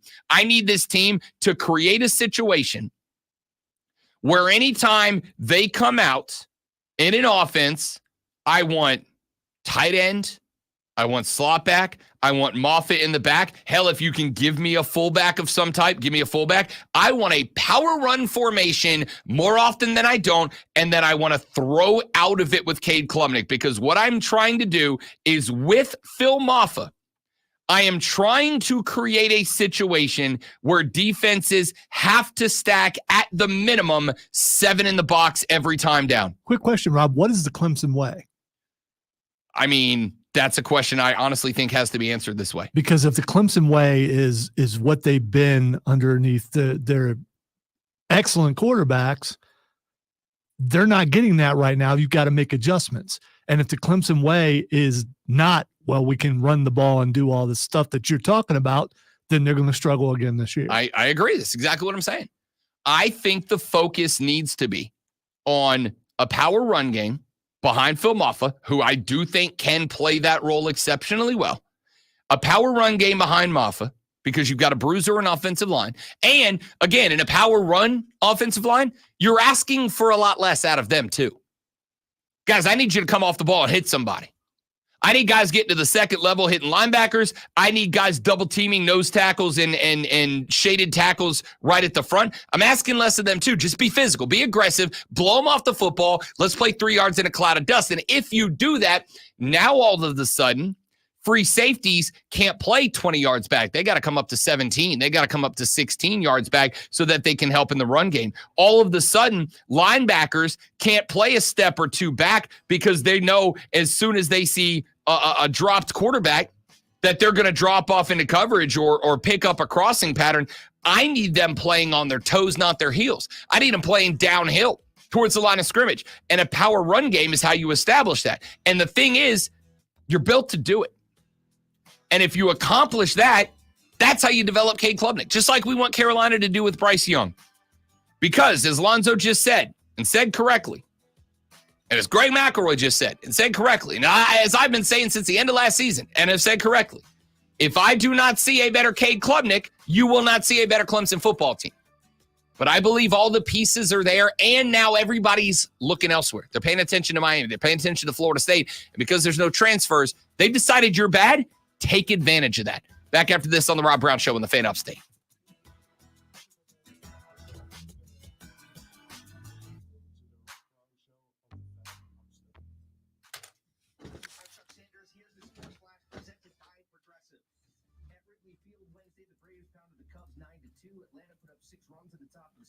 All right, guys, give me 35 seconds. We'll be right back.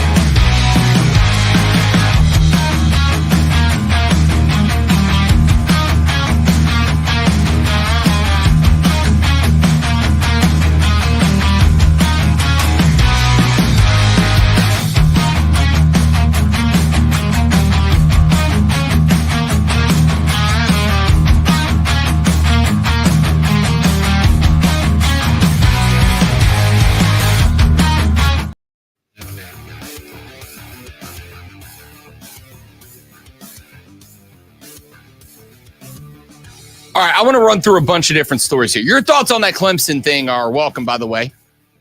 The renewal by Anderson of the Carolinas fan phone is open at 844-326-3663. That's 844-FANFONE.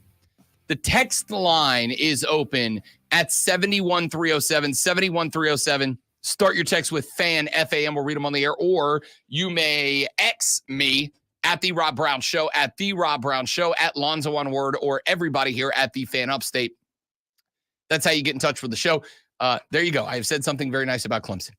I have said something nice. I think they're flying under the radar. I think the focus in the ACC is on Miami being optimistic because, again, I pointed this out. I think 2 years ago, that team quit. That team gave up. But it was also Mario Cristobal's first year there. He had a lot of leftover guys that weren't Cristobal guys. Now he's a couple years in. Now he's got some of his own guys in there. It's a better-looking team. We'll find out if that matters. They had a quarterback transfer out, so they got to go all new at that position. We'll see if it matters. I think the eyes are on Florida State. Deservedly so. 13-0 last year. Undefeated in the regular season in the ACC championship game. I think the eyes are on Mike Norvell. Can they run it back? Obviously, they lost a lot of talent. Johnny Wilson, Keon Coleman, Jordan Travis, all headed off to the NFL. Trey Benson, the same. They are relocked and restocked everywhere. They got a lot of transfers in, too. A couple of guys from Alabama, a couple of guys from Georgia coming down. Eyes are turned towards FSU. For the first time in a long time, Clemson is a bit of a dog in the ACC. For the first time in a long time. Almost an afterthought because they haven't been competitive for the ACC title in a couple of years. I was looking last night at, and again, I don't particularly go hard in the paint on preseason polls and power rankings. I don't even like to go hard in the paint for regular season rankings for like the first 5-6 weeks of the season. But they kind of give you an idea of what the mindset is, or at least the popular opinion about schools and where they currently stand. So I was looking at ESPN's post-spring top 25 rankings. They got Georgia at number 1, no surprise. They got Ohio State at number 2, no surprise. They got Texas at number 3. A little bit of a surprise, but not a big one. They got Oregon at number 4. Okay, interesting. They got Notre Dame at number 5.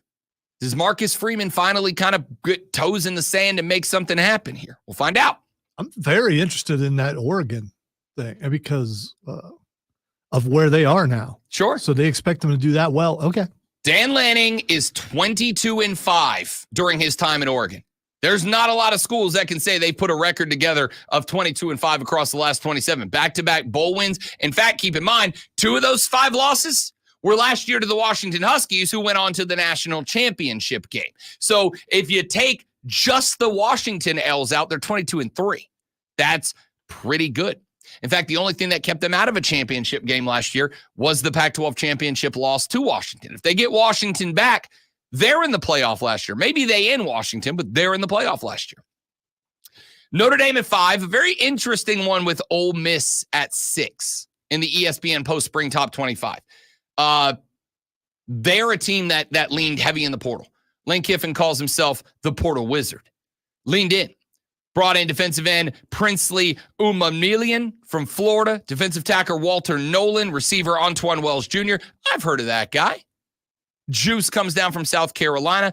Jackson Dart is coming back. This team's going to put up a lot of points. I got them at 6. You'll notice that I said Ole Miss, and who haven't I mentioned yet in the SEC? Alabama at number 7. Kalen DeBoer. Wow, they're that high? Got him at number 7. I mean, with all the defections and all that, I mean, you say all the defections. They're the team that I'm other than the teams I pull for, they're the team that I'm most curious about. You say all of the defections. Nick Saban is gone. I don't know if you knew that or He is. not. He left 131 days ago. Yeah. As a matter of fact, or 133 days ago. Wow, you counting down the days? No, it was in the article, and then I'm just okay. All right. Doing math in my head, which is why I did it wrong. All of the defections. Dude, they lost like 4 players, and most of those were not projected to be starters. right? Like it's not as bad. It may be more than 4, but it's not much. It's not as bad as people make it out to be. And on top of that, it ain't exactly like Nick Saban left the cupboard bare, A, and B, Saban got out of town early enough that Kalen DeBoer was able to come in and kind of stock up some of his guys. They also brought in a number of transfers with him, including Caden Proctor, who was a huge part of what Michael Penix did last year. All right, so I don't want to fight. I don't. But it's according to the internet, 38. How many were projected starters? I don't know. 38's a lot, dude. Sure. I'm just saying that's and well, some of them went to the NFL, but still they lost 38 players. You're saying the portal. Yes. Like if you include NFL talent, Alabama, as they ordinarily do, had a handful of first round guys, handful of second round guys. But again, as they normally do, they just have the next crop of guys step up. You're right. They normally do, but this isn't normal because Nick Saban's not there anymore. And when a new coach comes in, they make changes. It may be subtle changes because they know that the team has done well for a long time, but they're going to make some changes. And I'm curious to see if they can continue being Alabama without Nick Saban. So again, that question's fair. If they fail this year, it will not be because the roster's bad. The roster is as good as anybody's in college football. And again, yes, they lost 38 guys and a handful to the portal. They also brought in a ton of guys from the portal. We mentioned Caden Proctor. They brought in LT Overton from Texas A&M, Keon Saab from Michigan. They brought in Parker Brailsford and Jeremy Bernard, a couple of grad transfer wide receivers that are expected to get significant playing time. Like the guys they left, they replaced with some extra. The only question is, can Kalen DeBoer X and O them to the next spot? But again, in his career, he's 104-12. 104-12. He's coached well everywhere he's gone. Anyway, right behind Alabama at number 8 is Mizzou. They got Utah at 9. They got Michigan all the way down to 10. So you want to talk about a school that they believe a coaching change is going to have a massive impact. Michigan drops to 10. See, that makes sense to me. I just think Alabama should be a little bit lower. Maybe like at 9. I honestly, until Alabama falls off, and I know that this is something you would ordinarily say if Saban's still there, but I absolutely think Kalen DeBoer is a great coach. I really do. And I think last I checked, Michigan was a national champion last year. Alabama was not. I don't disagree with that either. Alabama had a chance. Politicked their way into the playoffs and got beat. What was that? Yeah. They did what now? Yeah, well. They did what now? They politicked their way into the playoff. Which means that somebody else should have gone. Somebody else was more deserving. Yeah, Ohio State. Ohio State. Okay, for sure. Definitely. Yep, for sure. 100%. Someone from a good conference. Yeah. No, for sure. There were plenty of teams that were not ACC teams. For sure. Yeah, no, absolutely. Definitely. At number 11 behind Michigan. Wow, you didn't take a chance to say the real national champion, Florida State. There's no need. You already know. I'm already in your head rent free. You just said it. I didn't even have to say it. You said it for me. Yeah, you're renting space in there. That's fine. There's just a lot of empty space. So. At number 10, they've got the Wolverines. At number 11, the Seminoles of Florida State. They got Mike Norvell's boys at number 11. So we've got our first ACC team on the bricks. Where's everybody else? Not trying to do a thing that it's going to sound like I'm doing. Why is Florida State so low? Because they lost Jordan Travis, Johnny Wilson, Keon Coleman, Trey Benson. Like they lost their power players, and they have reloaded via the portal. This is how Mike Norvell built last year's team. Last year's team was built via the portal. This year also, they should be above teams who have new coaches. They should be above Michigan. They should be above Alabama. I don't necessarily agree. As probably the only guy in the game in this area that absolutely believes FSU got screwed, I'm fine with them being at number 11. You lost Jordan Travis. You replaced him with DJ Uiagalelei. You lost Trey Benson. You bring in Malik Benson from Alabama. You lost whoever. I mean, you got Patrick Payton, who has been very good for them. Like, this is a good team. You brought in a guy from Georgia, West Virginia, Oregon State. Like, you brought in a guy from Miami who is a massive defensive line anchor, and Darrell Jackson Jr. Like, I think Florida State is reloaded. Question is, do they build the chemistry or not? Well, what's special about last year's team wasn't that they were a portal team, it's that they were a portal team that gelled as well as they did. I don't know if they do it again or not. We'll see. If Mike Norvell does it again, then I absolutely think you've got to start talking about Mike Norvell in that upper echelon of coaches. I think he's on his way. At number 12, they've got Penn State. At number 13, they've got NC State. At number 14, they've got the LSU Tigers. At number 15, the Tennessee Volunteers, who, by the way, have lost their quarterback. They got Nico Iamaleava coming in to be their next QB. A lot of hype about that guy. They've got a lot of good wide receivers out there, including Squirrel White, who has the first name Squirrel. Of course, I'm going to be a big fan of that guy. And then all the way down at number 16, you've got the Clemson Tigers. Now, I don't have a problem with you putting them there. They're a team coming off a 4-loss season. Yeah, bowl win, but a 4-loss season. Yes, the 4 losses were earlier in the year, and they got better in the second half. Thank you, Tyler from Spartanburg, but a 4-loss team. Here's why I'm talking about what I'm talking about the way I'm talking about it right now. Here's ESPN's write-up for why they have Clemson at number 16. You ready? Quote, as my colleague David Hale pointed out, there were 4 FBS teams that didn't take a transfer from the portal this offseason, Air Force, Navy, and Clemson.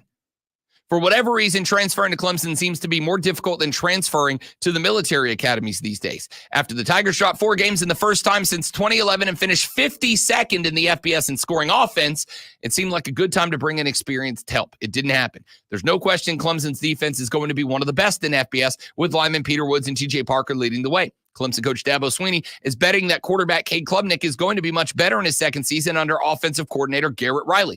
Freshman receiver Bryant Wesco looked great in the spring, and 4-star TJ Moore joins the team later this month. Okay, fine. That's a whole paragraph they wrote about justifying putting Clemson at 16. 3/4 of that paragraph is about Clemson not taking a transfer guy. Okay? This is why I've said, this year, at the end of this season, Dabo's going to have one of 2 things. Either the ability to dance on some graves or a microphone he is going to have to say some words into to answer some very difficult questions. But there's an advantage to me that comes with this.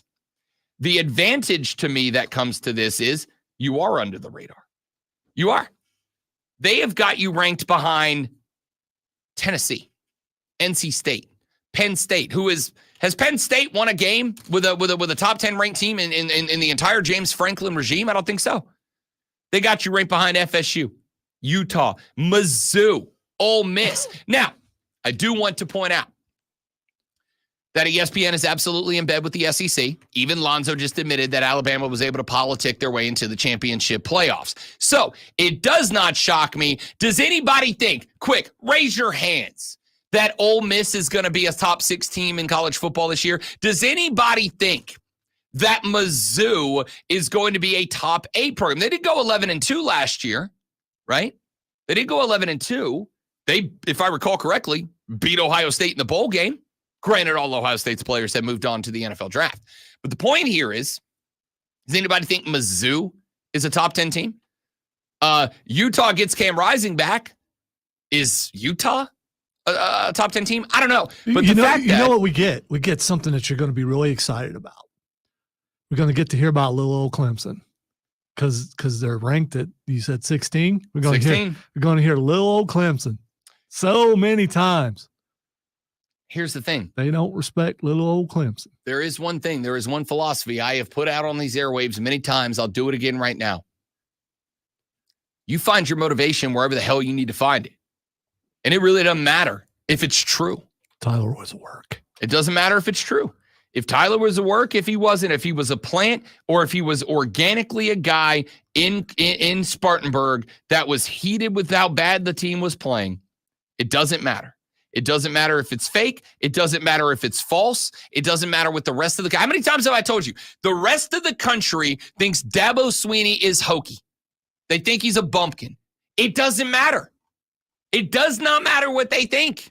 It doesn't matter what they feel. All that matters is what you think and what you feel. And so if looking at this team being ranked 16 is bulletin board material for Dabo to fire up the little old Clemson discussion again, and it works, who the hell cares? Who cares? It doesn't matter. What I will say is this.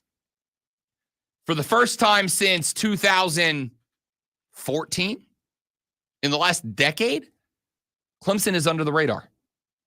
For the first time since 2014, Clemson's under the radar. Everybody's talking FSU. Everybody's talking Miami. Everybody's talking about the mid-SEC teams. Nobody's talking about Clemson. They have all decided, oh, you didn't take a portal player, you're bad. Okay, cool. Think of us that way. Fall back on the little old Clemson routine. If it works, it works. But I will say this. Circling back to where we started. If you fail, if you win 8 or 7 or hell 9 this year, then the little old Clemson shtick is going to be questioned. The motivation is going to be questioned. The strategy is going to be questioned. And I think it'll be fair. So there you go. I've said some nice things, and then I capped it off with a nice little reality dosage. You're welcome. Levity, baby. Now it's time for Lonzo to win another national championship of sports flashing. No, sports flashing is something that's totally different. No, I'm not. The Dallas Mavericks stunned the Minnesota Timberwolves with a 108-105 win. Luka Doncic scored 33 and Kyrie Irving added 30 points as the Mavericks take a 1-0 series lead. The Mavs shot just shy of 50% from the floor and hit 16 of 17 free throws. Minnesota was out-rebounded on both ends of the floor. In the NHL, the Eastern Conference Finals kicked off with a 3-0 Florida Panther win over the Rangers in New York. I know O is a letter, not it should be 0. The Rangers failed to score on 3 power plays, including one with less than 7 minutes left in the game. Speaking of the game, tune in this afternoon from 3 to 7 p.m. for our brand new local show, Wire to Wire. Cole Bryson and Diesel get you up to date on the latest local and national sports news. Great guests, great debate, and a whole lot of fun. For some reason, Cole is pro AI. Wire to Wire.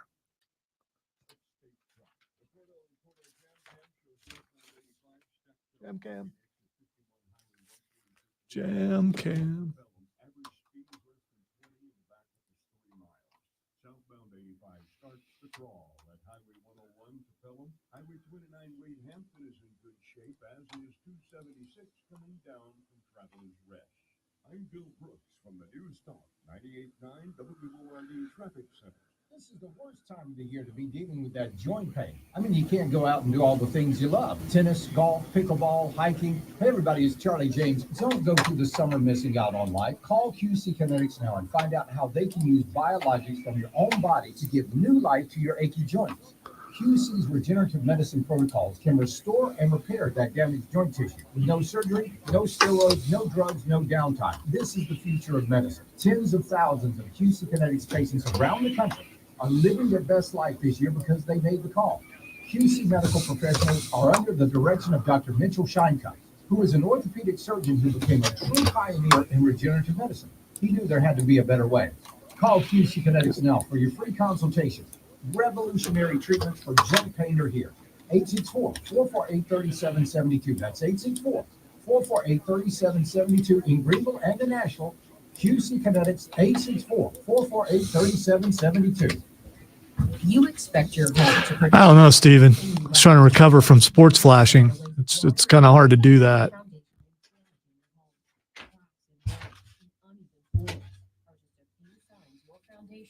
He's starting to get me a little too much lately. My guard's way down. T-Swizzle, that's literally what we were just talking about.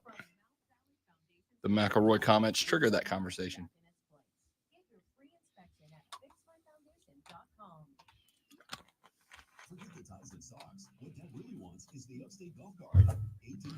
What Dad really wants is to go see Creed.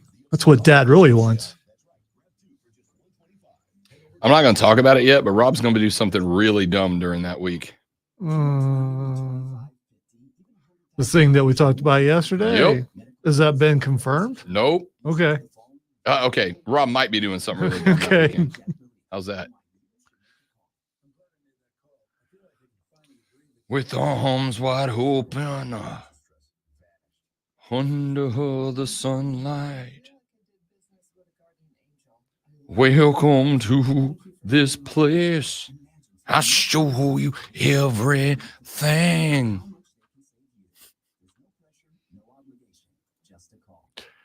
I'm going to be curious to see if you are louder than Scott Stapp with a microphone. I mean, that's the whole reason why I want to go. This one, I'll show you love.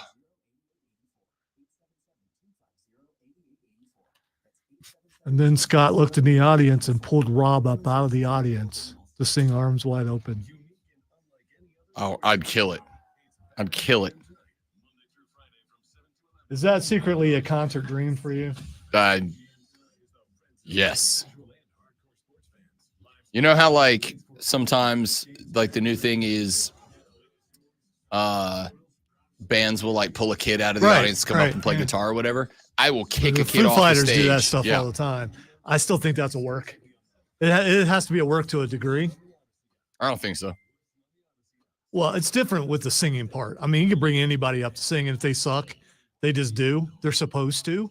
They're not supposed to be good. New Life in the first break.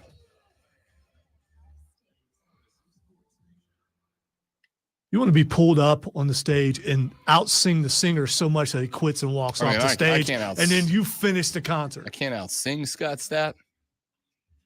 But if you didn't have the sound turned on, you'd think I was.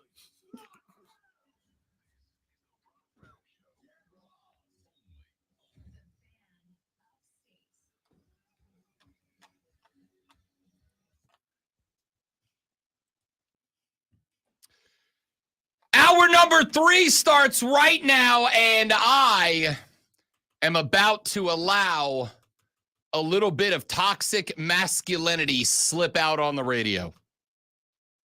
It's very anti-Liberab the woke warrior of me. I was going to say, I'm here every day, man. I don't know why. I mean, you know. No, I'm talking toxic masculinity. Last week. What, is Diesel coming on the show? I don't think he'd be offended by that. No, so I think we're good. I think Diesel and I would be actually on the same page in this story. Oh, no. Last week was the PGA Championship. And obviously, the big story was the arrest of Scotty Scheffler hours before he was scheduled to tee off in the second round on Friday. It was a wild story. There's a lot more details out of that. Haven't really gotten into them because they are not necessarily sports related. I think they kind of bleed over into the politics world a little bit. And I don't want to make Lonzo uncomfortable. So I haven't really gotten to him. It's not uncomfortable. It's just bored. Okay. Well, I don't want to bore Lonzo. All right. So I haven't gotten to him. We might. We'll see. See how I'm feeling. Tomorrow's Friday. You know, we get into the weird stuff on Friday. Anyway, that overshadowed a secondary story that came out. The secondary story that came out first was that Rory McIlroy, who has been having a very good year, he's got 2 tournament wins under his belt. He had won the Wells Fargo Championship, beat eventual PGA champion winner Xander Schauffele by 5 strokes in that event. He had also won the Zurich Classic down in New Orleans, Louisiana. Momentum was on the side of Rory McIlroy coming into the PGA Championship. As a matter of fact, entering the day, Thursday, round 1, the only guy with shorter odds to win the PGA Championship than Rory McIlroy was Scotty Scheffler, the number 1 golfer on planet Earth right now. And ordinarily, like when a golfer's on a hot streak like Rory McIlroy was, you can assume there's some good stuff going on for the guy, right? Maybe he's got a new sponsor deal in the works. Maybe he's got like a new lease on life for whatever reason.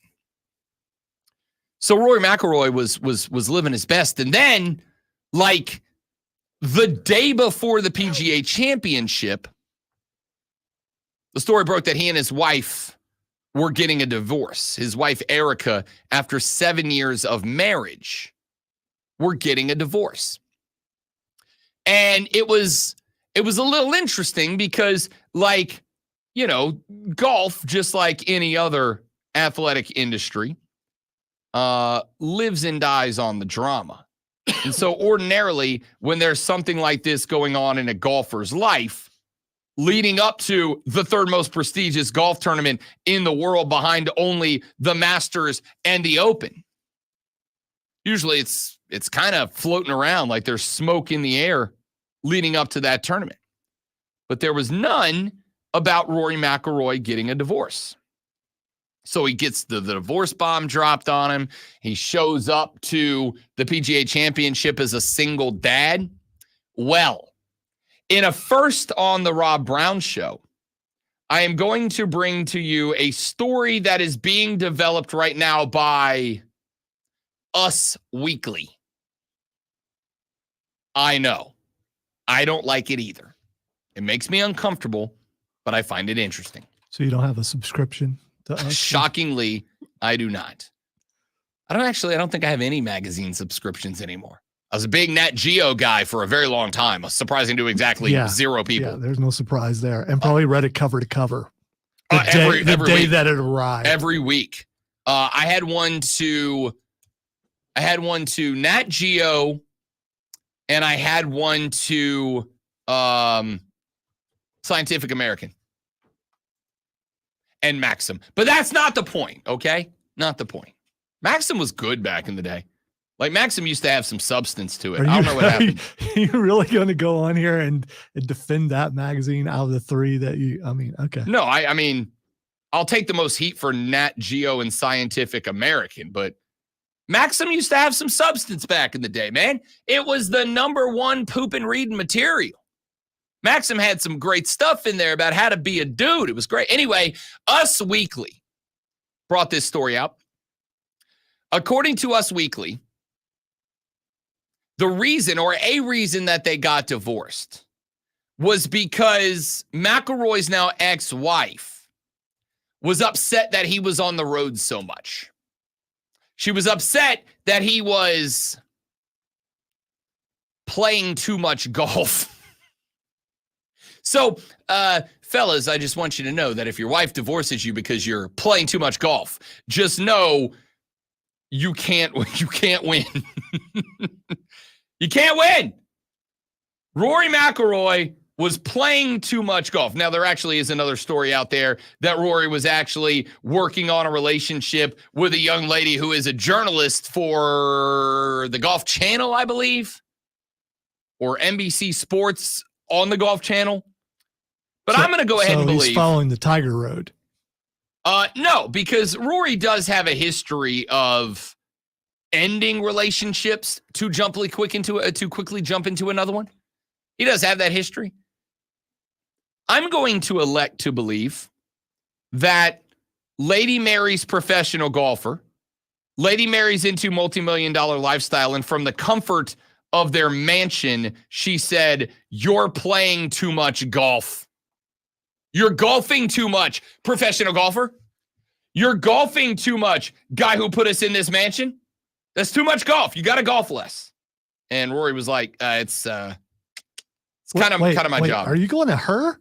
Is that what you're doing? A little bit. Okay, because that's what it seems like. A little bit. I am a little bit. Like, you know. This sounds like a Faces and Hill question. It might be. We may have to bring that show back next Tuesday just for the sake of this. Because I kind of feel like putting the screws to Rory McIlroy for golfing too much, when you married a professional golfer, and the only reason I say this is I popped online earlier. This came into my social media circle this morning. And as I was getting ready for the show and I found this story and I started skimming through the responses, like the responses were like, how brave of her. And I'm like, she married a professional golfer, right? Like, you kind of have to know the professional golfer who put you into a multi-million-dollar mansion professionally golfs, which is like his job that he has to do all the time. All right, I'm waiting for the toxic masculinity part because I haven't heard it yet. Are you going to ask about the prenup? Because that would be a toxic masculinity. No, I mean that's on Rory, and I don't care about that, right? If he didn't have one, that's on him. If she didn't demand one, that's on her. Like, it is what it is. Is it one of those cases where maybe she thought she would change him, but if you change him and he doesn't golf very much, then he doesn't make money? There's I don't know. There's an old adage that men date women believing that she will never change, and she will. And women date men believing that they can change him and he never will, right? Like, that's the biggest difference. And I think all of us have been, are in, whatever, a relationship where when said young lady is trying to win your favor and get you locked down, they will act and behave, let's just say, certain ways in certain situations. And then once you get married, all of a sudden that stops. It's not the same vibe anymore.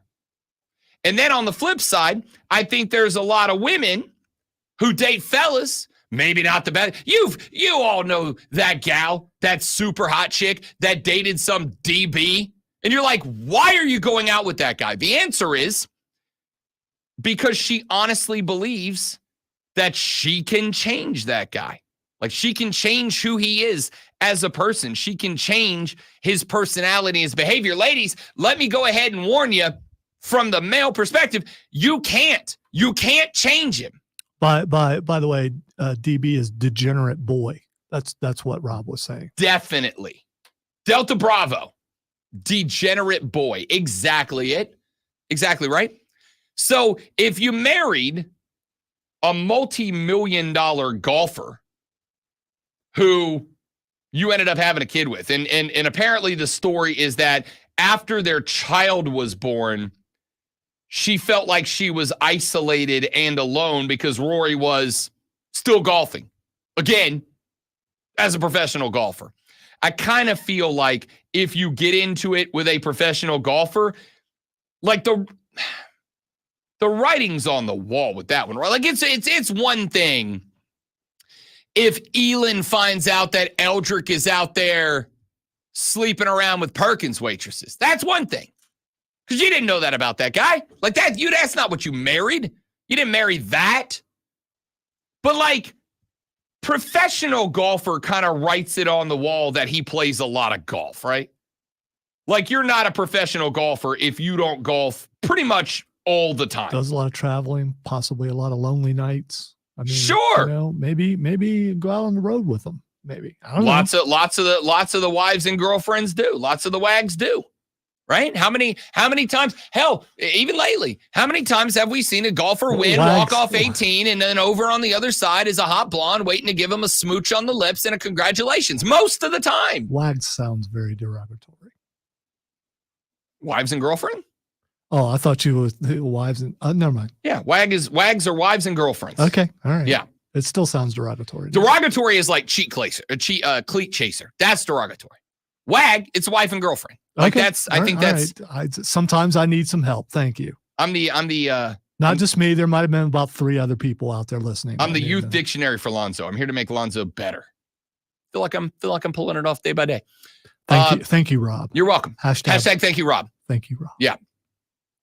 For the record, when I started dating the now fiance, because Dexter just said Rob's fiance is at home telling him he's radioing too much. For the record, do you think we haven't had that discussion? When I picked up a 4-hour Saturday show, that not only is on Saturdays, but it's Saturdays from noon to 4. It's like prime Saturdaying time, right? It's early enough that we can't brunch and mimosa, but it's also late enough that we can't, like, go picnicking and hiking, right? Like, I pretty much have Saturday nights and Sundays. And even on Sundays. Well, I mean, Saturday nights, really? Because you've got 37 jobs. That's also true. So, I mean. I got Triumph games. I got Swamp Rabbit games. I got Drive games, right? But when I started dating her, I was like, hey, just as an FYI, I have what free time I have will belong to you. What free time I have is yours. A lot of the fellas get mad at me because I can't play golf all the time. Why? Because I got one day. It's Sunday. I'm spending it with my fiance. I want to, right? But she knew what this was when we got into it. So when I picked up a Saturday show, and oh, by the way, during football season on Sundays, I jump on BetQL Network for a couple segments on their Sunday football shows too. Like, I'm working 7 days a week. during NFL season. So she knew that going in. We have had conversations about it. Well, I've had to make some little adjustments here and there. But if she ever came to me and goes, hey, you're spending too many hours on the radio trying to get rich and famous, I'd be like, you knew that. You knew that when we started this whole thing, right? Like you knew that when we started. We had a new conversation about it when we got engaged. I was like, hey, again, nothing's changing. Like we're going to be married. We live together. But as far as my career, nothing's going to be changing. I whatever comes down the pipe, you got to be on board for. This isn't going to work. She's like, I get it. I'm in. I'm good. Now, it's not to say it wouldn't change down the line. Maybe Erica was all good until she had a baby. And then she realized that dad's going to be on the road still. Like he can't just stop, right? He can't just not show up to tournaments anymore. He's got to play a certain amount of tournaments to maintain his tour status. He's got to play in tournaments to earn exemptions so that he can play in more tournaments down the line. There's 4 majors. There's no chance in hell he's missing those. But there's a lot to this. I just find it a little shocking that she married a professional golfer and then gets surprised and shocked that he professionally golfs. It's a little weird. It kind of sounds like she's trying to paint Rory to be the bad guy in the situation. He left me at home with a baby. He didn't leave me at home. He was working. That's his job. You want to know what the biggest fight between my fiance and I is about all this? The biggest fight, great one, is that I love my job. It's fun for me. Calling Liberty games, fun for me. Calling Burns Rebels High School football games, fun for me. Hyping up the Swamp Rabbits in the arena, fun for me. These are all fun jobs. And so there have been times in the past that to her, she's like, oh, another Friday night where you're going out and doing sports. And I'm like, it's not doing sports. It's working. I am working sports. I work in sports. There is a difference. If I was ditching you to just drive to Atlanta to go to a Braves game, that's ignoring you for sports. I do this for a job. I do this for money, and I do this for the hope that these efforts are recognized and earn me more opportunities to be better and make more money down the line. Like you married a pro golfer, lady. How'd you think this was going to go? Where'd you think this was going to play out? Like you were going to have a kid and suddenly Rory's going to be like, you know what? I don't really like golf anymore. I kind of think I'm over it. I kind of think I'm over making millions of dollars a year. I think I'm kind of over the endorsements and the sponsorships that, pay for everything in our life. I think I'm done with that. I think I'd like to stay home now. How'd you see that going? All right, let's take a break. Come back here in a minute. I got like 4 NFL stories we got to get to. Roger Goodell said an 18-game schedule is absolutely on the docket down the line. When? And what would be the give back to the PA to make that happen? We also got some behind the scenes as to why the NFL decided that they were going to go ahead and play games on Christmas. And they allege that it wasn't about the money. Of course not. Of course it wasn't about the money. Are you kidding me? Joey B says Rory's about to rip off a Tiger-level run of golf bunnies. My man's single. That was the only mistake Tiger made. Be single. Have your fun. Let's take a break. Back after this with the NFL stories on the Rob Brown Show on the Fan Upstate. We're live.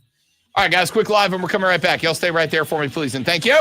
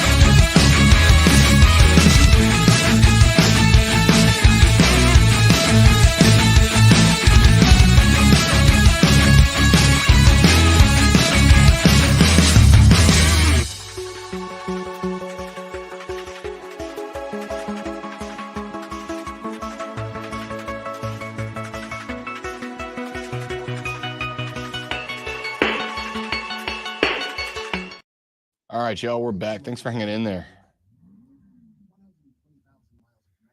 Metal framing on Spartanburger Stadium being erected as of 8:19 this a.m. I love it.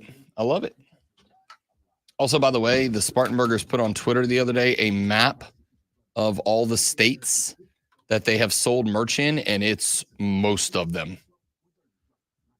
So are some people going to, take back some things that they said? Let's see. Like I said, when I looked it up, there is only one Spartanburg. It's a bunch of Greenvilles. I know there's more than one Columbus. I mean, there are a lot of. They tweeted at the Florence Flamingos. Flamingos? What a silly name. I'll tell you what, they have leaned into it, and I love it. I love it.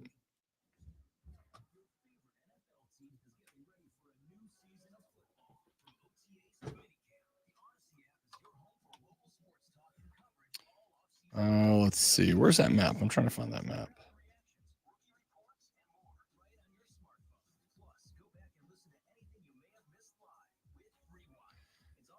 Florida, Georgia, Alabama, South Carolina, North Carolina, Virginia, Kentucky, Tennessee, Arkansas, Missouri, Illinois, Kentucky, Ohio, Pennsylvania, all the New England states with the exception of Vermont and Maine, Minnesota, Iowa, Nebraska, Texas, Colorado, Utah, Arizona, California, and Washington. That is half of the United States that they have shipped at least some merch to. It's pretty impressive. I wonder how that compares to some of the other teams, like the Savannah Bananas and things like that. That's a great question.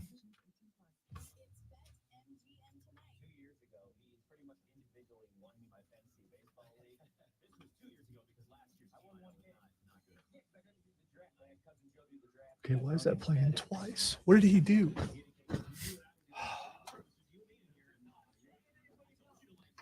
QC in the next break.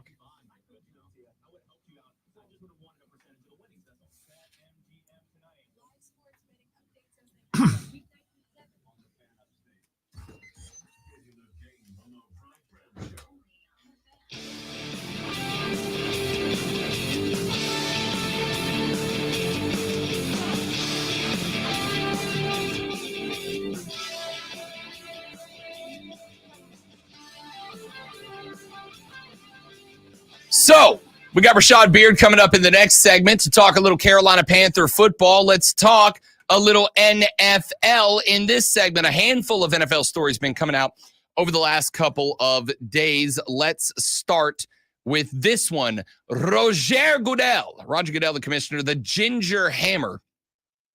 We are three seasons deep into the 17-game regular season. And immediately after the 17-game regular season was approved, the discussion started talking about 18 games.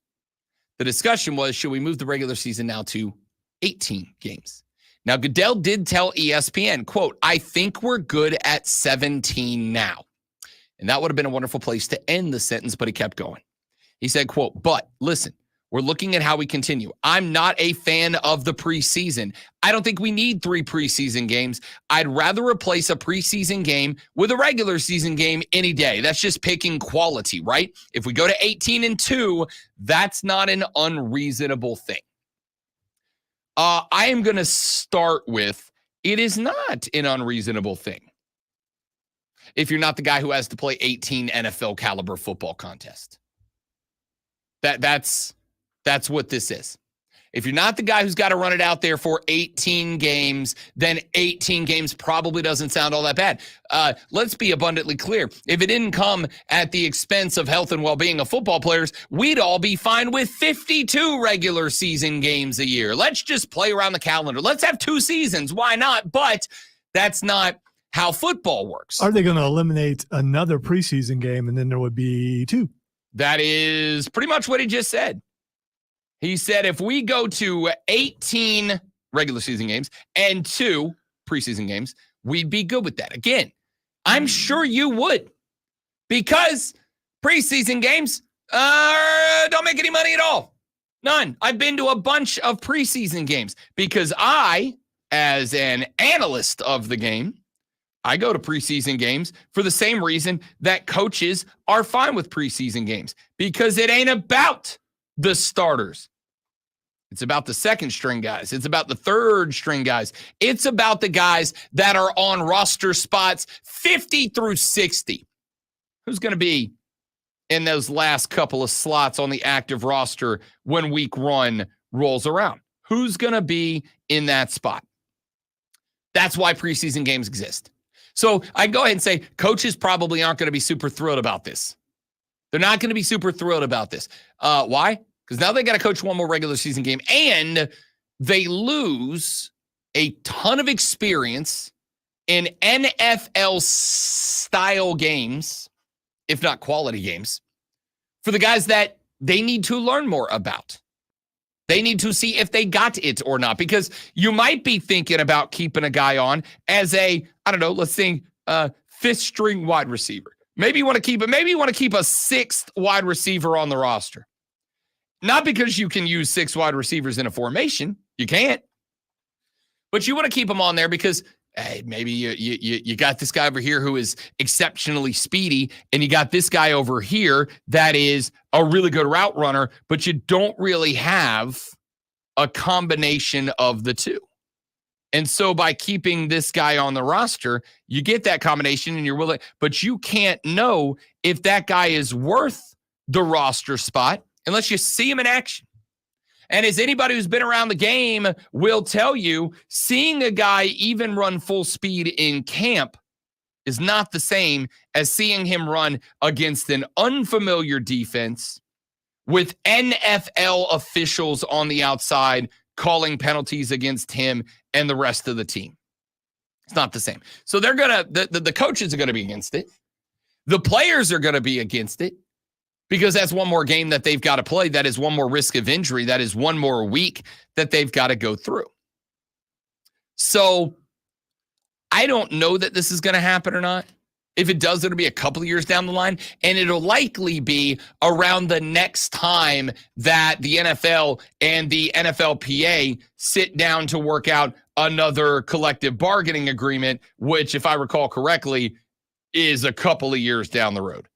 I'm not worried about it yet, mainly because they can bring this up for discussion now, but the players are absolutely going to vote it down. And I, even as an NFL lover, even as an NFL first kind of football fan, I don't see this getting approved anytime in the near future, like at all.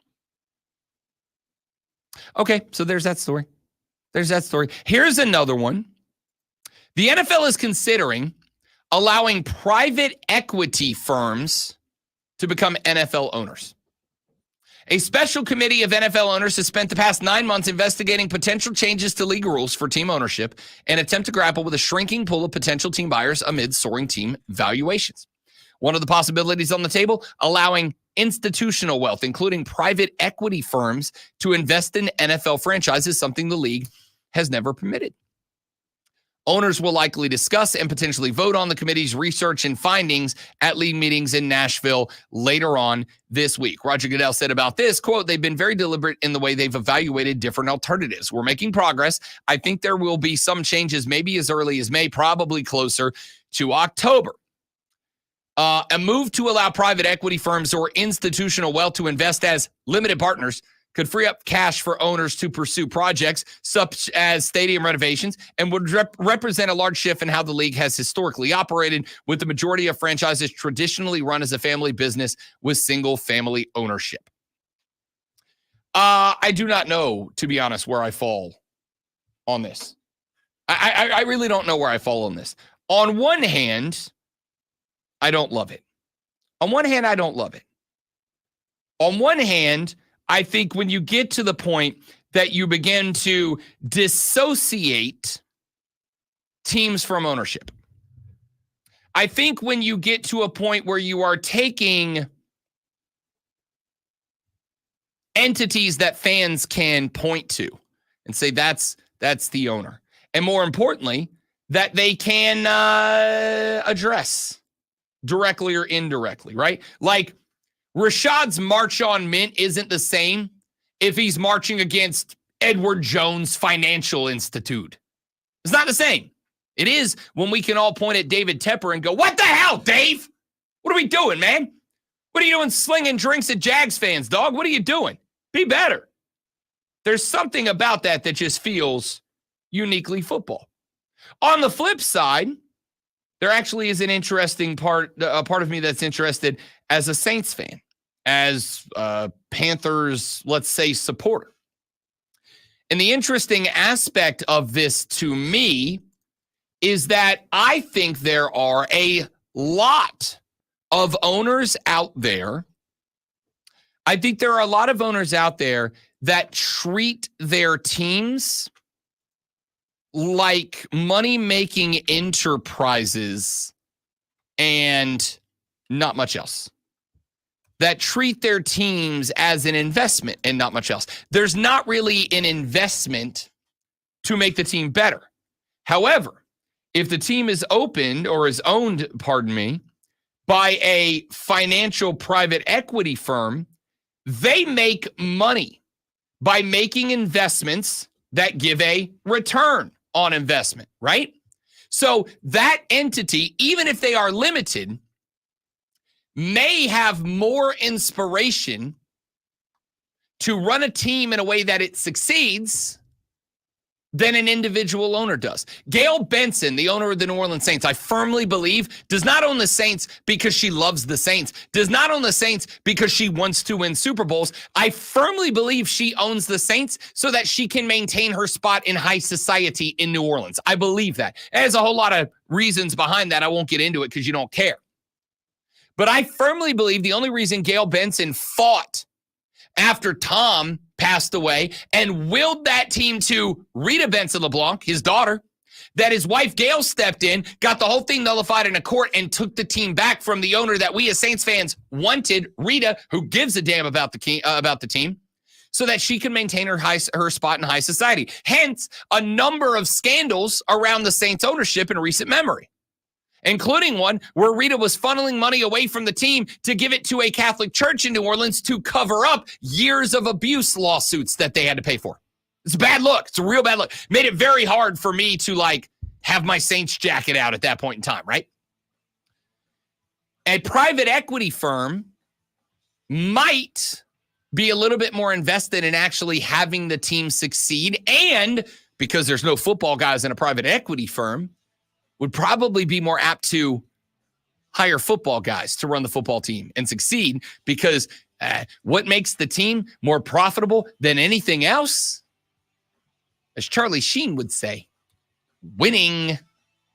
Let's take a break. Rashad Beard from the Panther Nation podcast joins us next to talk some Carolina Panther football on the Rob Brown Show in the Fan Upstate. QC. All right, guys, one more live read. We're back with Rashad right after this. Y'all stay right there.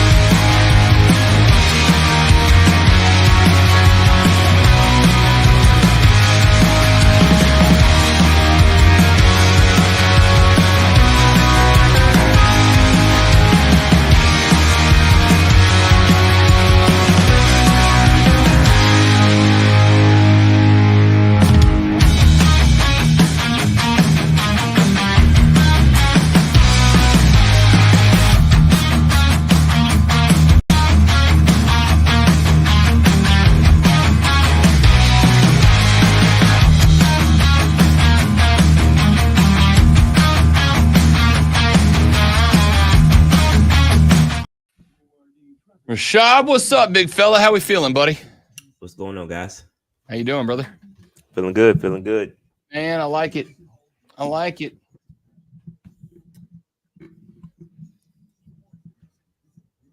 Boy, Eddie Pinheiro holding out. What a huge news day. Yeah, it's kind of crazy, right?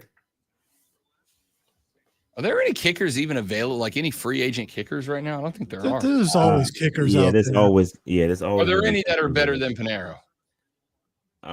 Yeah, I think that the one we got. I'm excited for the thicker kicker guy. We'll see. The thicker kicker. I forgot about the thicker kicker. That's on me. Yeah. I think. Well, I'll hold it. I don't know if we're gonna talk about it, but he might want to count his days if he's holding out for more money. We'll bring it up, if only because it allows us to say the thicker kicker on the radio. All right, what's his name though? I freaking know. It's the thicker kicker. I'll never call him anything else. Shoot. Rashad don't even know. If Rashad don't know, I'm off. Rashad's looking it up. Ain't nobody gonna know. I forgot his name. My apologies. Shoot. Harrison Mevis. All right, you will immediately. I'm gonna ask him again in 10 minutes. Yeah, you're gonna forget. We're all gonna forget. That's fine. If you wanted people to remember his name, he should lose weight. That's all I'm saying. No, man, the thicker kicker, dude.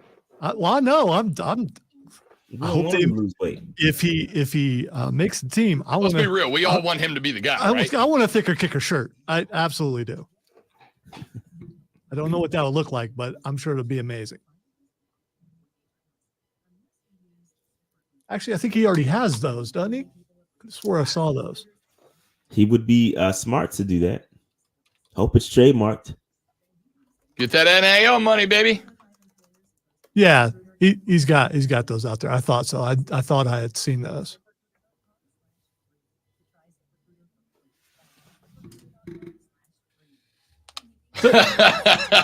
Doesn't look as it's like an 8-bit shirt. It's nice. It's like a throwback video game shirt.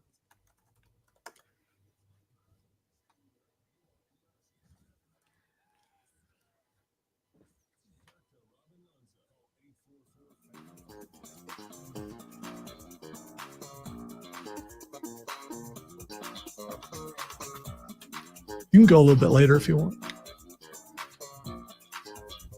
It is Thursday morning. It is 8:40 in the morning, and at 8:40 in the morning on Thursday mornings, we head up the road to Charlotte, North Carolina, and welcome in one half of the Panther Nation podcast. He joins us every Thursday to talk Carolina Panther football. Rashad Beard in the house. What's up, big fella? What's going on, guys? Happy to be here once again on another Thursday. Yeah, man. Happy to have you back. Let's jump right in. Obviously, enormous news coming out of Charlotte, North Carolina. We got voluntary practices going on. We got Dave Canales out there. We got Dan Morgan out there making bites for us. We got Bryce Young out there giving us clips. And the only thing that anybody wants to be focused on, the only thing anybody wants to check in on, Rashad Beard, is Eddie Pinheiro out there trying to get some more money to kick for the Cats. Yeah, Eddie Pinheiro is reportedly holding out, looking for another contract. That's the word on the street. I'm not too sure if this is going to work out too well for him. As we all know, we brought in Harrison Mevis, the thicker kicker, right? Who's going to be brought in to challenge Eddie Pinheiro throughout the offseason. And I don't envision us paying a kicker. I think he's getting paid $2.5 million. I think it's the 21st highest paid quarterback in the league. But with all of these other holdouts, you got some big names holding out, waiting on deals. You would think that guys like Brandon Ayuk, Cam Hayward, CeeDee Lamb, and now we got Eddie Pinheiro throwing his name in the hat. So I don't know. I'm just going to work out for him. I don't either, mainly because there's a legend in the making in Charlotte, North Carolina. There's a guy with the opportunity to become a folk hero across America. The thicker kicker, Rashad, what's his name? Harrison Mevis. I'm just saying, he kept it on the screen. No, he kept it on the screen. He said it right at the beginning. He did. I mean, you didn't. Travis, I got it. You tried to catch me, but I got it. That's true. You're supposed to wait like 5 to 10 minutes. Nah. Like, so near the end of the interview, you should. Check again at about 8:55 and see if Rashad's got that same energy. No, let's talk a little bit about what we're seeing out of the voluntary workouts. There's a conversation going on Reddit right now because there have been a couple of pictures of BY throwing the football that have dropped. Okay, now they say a picture sells 1,000 words, but also pictures can be misleading. In these pictures, my guy looks like maybe he hit the gym up a little bit during the offseason. He looks like maybe he was throwing some heavy stuff around a little bit during the preseason. Have you been able to confirm or deny that BY maybe put a couple of LBs on during the offseason? I don't know. I've seen a few angles, one taken of last year, kind of with the same arm torque and pictures of comparing to the picture this year. And man, listen, I would hope that Bryce has been in the gym putting on a little weight. I would hope that that's the case. His arm does look a little bit more cut up. The word on the street is that his passes are a little zippier. In OTAs, that's a report. The reports that are out there. So I would hope that that's the case. I mean, but I'm not gonna, create this whole narrative that Bryce is now turned into the Hulk over one little picture. You know what I mean? So I would hope that he's gotten a little bigger, a little stronger. But I'm not gonna, dive too much into it. Yeah, I've seen the one picture, and yeah, I mean, dude looks like a little more cut up, a little more chiseled up, and then I got to remind myself, like he's 5'10". Like anyway, he puts on a couple of pounds, and it's gonna look like a massive difference between 5'10" and 6'3". So I don't want to get too hyped up about it, but on the flip side, let's not pretend it wouldn't be a good thing, right? As long as it doesn't kill off the speed he's got, let's not pretend like that's not a good thing if he did. Yeah, I mean, that's all good stuff. I mean, him putting on a couple pounds of muscle would be great. Obviously, getting that arm a little stronger, throwing those deep passes, that's been the biggest criticism of Bryce is, can he throw the football deep? And I'm sure with the way his arm looks chiseled up in that picture, I'm sure he'll be able to throw it a little bit further. So I hope that's the case. But like I said, I got to see it. I'm not going to, dive too much into a picture and create a narrative that he's now, like I said, the next, Anthony Richardson or something like that, just because he's, put on a couple more pounds of weight. So we'll see. Only time will tell. By the way, your boy David Newton of ESPN hyped him up in the tweet the other day as Bruce Young. And I just love that folks have decided to eat up that bigger Bryce is now Bruce. I'm all in on that meme forever. Yeah, he always is known for a good typo or two. And one that has a lot of typos myself. I can't say I blame him, but you gotta proofread. You're working for ESPN, sir. So, do better. I like it. All right. So Dave Canales came out earlier in the week and had a lot of good things to say about Bruce Young. He pointed out that the accuracy is there and he doesn't feel like he has to worry about ball placement, and that lets him dial in on making sure the footwork is good. That's something Lonzo's been concerned about, making sure the reads are good, because if I don't have to worry about accuracy. And on one hand, I'm like, yeah, dog, like he's an NFL quarterback. Like I should never have to worry about accuracy. But at the same time, sometimes you do. So to me, although he did not give us a lot, the fact that Canales was able to say, here's what we're working on, here's what we're dialing in on, at least makes him sound like he's got a plan, which at this point in Panther history, I appreciate. Yeah, I think that all of what Canales is saying and all of what Bryce is saying, they're all on the same page. I feel like there's been a lot of talk about this offense and how it's dialed all the way back. It gives Bryce a few options. It peels back and makes it a lot easier for a quarterback. There's, a certain amount of formations, and they run certain amount of plays out of those formations. It's not like this offense where you have to have a PhD to dissect and be able to learn. It's a simplified offense, which would allow Bryce to then focus on his footwork and getting those accurate passes out. So that's the word on the street. Like I said, we got to see it. But I love what's being said, especially from Bryce. If you listen to Bryce Young's press conference, it goes back to how I learned myself. Like, I don't want to don't just tell me why I should do something, right? You have to give me, or don't just tell me how to do something. You got to tell me the why behind it, right? Give me why I'm doing it, and it'll make it click for me. And I think that's what Bryce is starting to understand and starting to hear from Canales. Hey, you got to fix this, but here's why you need to fix it. Here's how it connects. Here's how it's going to make you a better player. And I think that is what Bryce Young needs at this moment. He's got to unlearn a lot of what he's learned in the past. And I know that Bryce, he does not want to talk about the past. They'll try to bring up a lot. Hey, how does this compare to last year? And he will do his best to try to move on and say, hey, I'm focused on this year. But you can hear that if you listen to it and analyze what he's saying, you can hear the stark differences between last year's coaching staff and this year's coaching staff. So I love what I'm hearing so far, and so far so good. Yeah, no, for sure. Agreed. And I think what I love about the take you just said is, like, let's be real.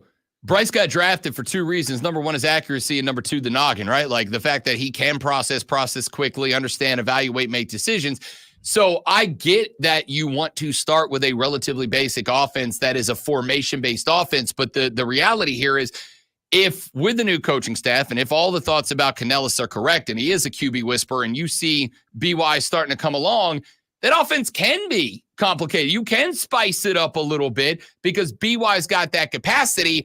It's almost like, I hate to say it, like it's a walk before you run. We got to make sure you can drill down the basics. And once he shows he's got that, then you can spice it up. And it doesn't necessarily even have to be this year, right? Like nobody's expecting division title this year. So you can make this a progression working towards 2025. And based on what I'm hearing from Bryce as well, he's all hyped up about the new look Panthers and talking about we got some weapons in here. And I believe that you do. Man, like I know we got to wait until the fall to see it come to shape on a football field, but I got a lot of Cats fans who told me at the end of last year I'm never getting optimistic again, who may be coming around on that a little bit. Yeah, it's tough not to. I'm going to be honest, man, that with the moves they made, and like you said, you brought up the weapons, it's tough not to get excited. I find myself sometimes saying, hey, Rashad, you gotta don't project too much because you got a lot of people that listen to you. Like internally, I'm excited, but you gotta temper expectations. You don't want to mislead people because we're scarred, right? We're scarred Panthers fans. We've been down this road. We've gotten excited in the past. And then, we've been let down. So I'm trying to temper expectations, but it really is hard. You see Deontay Johnson out there. You see all the Xavier Legette's, Adam Thielen now, Jonathan Brooks, Chuba Hubbard, the improved offensive line. It's hard not to get excited. And again, the biggest step is that we've got a competent coaching staff, and it appears that Tepper's on board. He's not doing too much. And so, yeah, I think things are heading in the right direction. That's at this point. And like you said, we got to wait till the fall to see it. At this point in time, this is enough to get excited about and hope that we see things progress in the fall. Rashad Beer from the Panther Nation podcast joins us every Thursday at 8:40 to talk a little Panther football with us from the rest of rookie camp. What can you give us that stuck out? I mean, did XL do anything that jumped out at you? Were the rookies that maybe made some noise? Like what over the last week and a half of rookie camp and now the start of voluntary practices have you noticed that's made an impression on you? Yeah, nothing too much. There's not been too much from individual perspective. Just Jonathan Brooks, the guy we drafted, the running back we drafted out of Texas, he's progressing along with the ACL. Again, I've been on record saying we shouldn't expect too much from him this year. Jatavion Sanders, who we are all excited about, he's doing a fantastic job. He's progressing. But one guy that has getting a lot of hype in the Twitterverse has been Ian Thomas, and a guy that we haven't really not too big of fans. He's been around for a long time and he hasn't really progressed too much. But in this offense, this tight end friendly offense, we've seen what Canales has done with tight ends in Tampa Bay. He's starting to progress and word on the street, he's looking good out there. So I know we drafted Jatavion Sanders, but you may see a good dose of Ian Thomas the way things are going. So we haven't seen too much of other guys. Eddie Pinero obviously not showing up. That's kind of the biggest thing on the streets. But yeah, we just progressing, man. Not too much from individual perspective. Deontay said Ian Thomas survived Rivera, Rule, Reich, and now Canales. He's the Teflon Don. Man, I like it. And for the record, like I've seen Ian Thomas. I like the guy. I think he's got it. I just think he's very moldable, and I think that's why he survived. But if Canales utilizes tight ends, and this is something I've said forever, I know I've kind of made a joke out of like, this is Bryce Young's rookie career for me, right? Or his rookie year for me. This is his rookie season as far as I'm concerned, because last year was a wash. It was a joke of a season.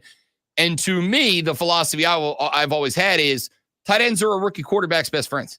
They should be heavily involved in the rotation. So if that's a guy who's jumping off the page in voluntary workouts, and that translates to later on in August, September, when we start throwing the helmets on, that is one big improvement in one spot on the football field that honestly, we've made it this far and have not talked about yet. That might be a pleasant little surprise for the Panther offense. Yeah, I still would like to see Jatavion Sanders. I think he offers a lot more in the passing game. But again, if Ian Thomas can become that true combo tight end, because he's a great blocker, nobody's ever questioned his blocking ability. It's always been the receiving aspect to his game. And if he can add that, it can become a true 1-2 punch between him and Jatavion Sanders. I still like Tommy Tremble a lot as well. The tight end room has a lot of promise. And like you said, the tight end is a rookie quarterback's best friend. And if we can get some good production, and we know for a fact that Canellis likes tight ends. We've seen it with Tampa Bay. We've seen it with even some of his usage in Seattle. We've seen it. So those tight ends have got to step up. And I've heard a lot from that. Even Bryce Young has mentioned the connection with that room and how they're getting better. So we'll see. We'll see what happens. I like it. Rashad Beard from the Panther Nation podcast joins us every Thursday at 8:40 to talk Carolina Panther football. What you guys got coming up on the stream, man? Nothing much going on, man. Just tracking, this Germany trip. Germany trip's coming up for us. Trying to lock that one down, and then we're also tracking what's going on with the new practice field. Obviously, they've torn down the old practice field next to Bank of America Stadium. There's a big deal with the city council having approved the new deal. So that's something that we're keeping an eye on. Hopefully it's ready for training camp. We all know that David Tepper has moved training camp from Spartanburg back to Charlotte, but there is no practice field for us to have training camp yet. So we'll see what happens there. I think that's going to be some exciting times. Can't wait for training camp, but nothing else going on with the channel. Just kind of following the news. Y'all going over to Germany? Yeah, we are. We are planning to go over to Germany. We're gonna do some PNP live out there. We've got some German fans have been in the chat and in the comments talking to us, and yeah, it's gonna be a blast. It's a bit expensive, but we're gonna make it happen. We're gonna make it happen for sure. Like he hasn't been overseas. Right. I mean, Fair enough. He'll just work it into the gig somehow. Hey, Rashad Beard, one more question before you go. Yes, sir. Don't look sideways. What's the name of the thicker kicker? Harrison Mevis. My man! I got it. Good one. That was a good catch. You almost got me. That was a good one. Rashad Beard from the Panther Nation podcast every Thursday morning at 8:40 here on the Rob Brown Show and the Fan Upstate. Appreciate you, big fella. Talk to you next week. Absolutely, man. See you guys next week. Thank you. You got it.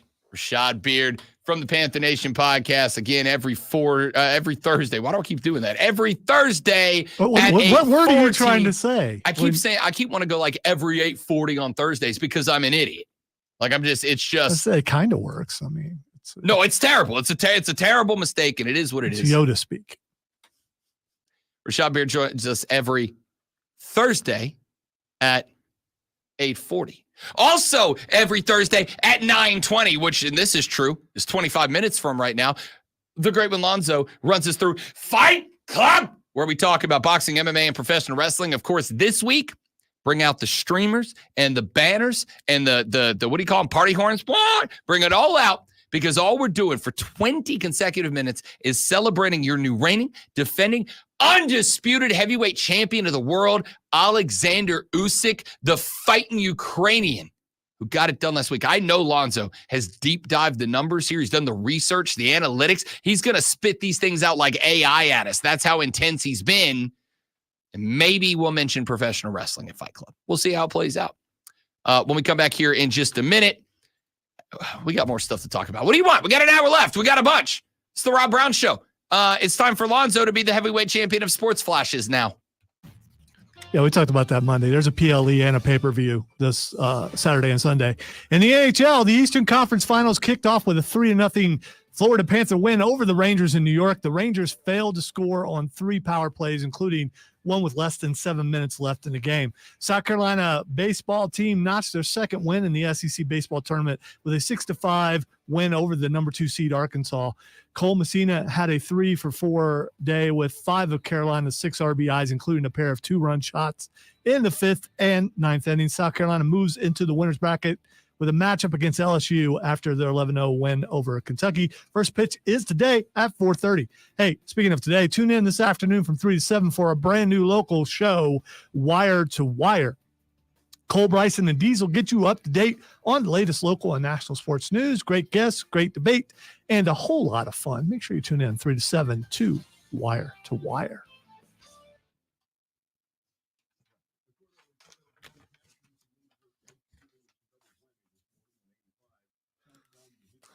A double whammy. Got to watch out for them double whammies.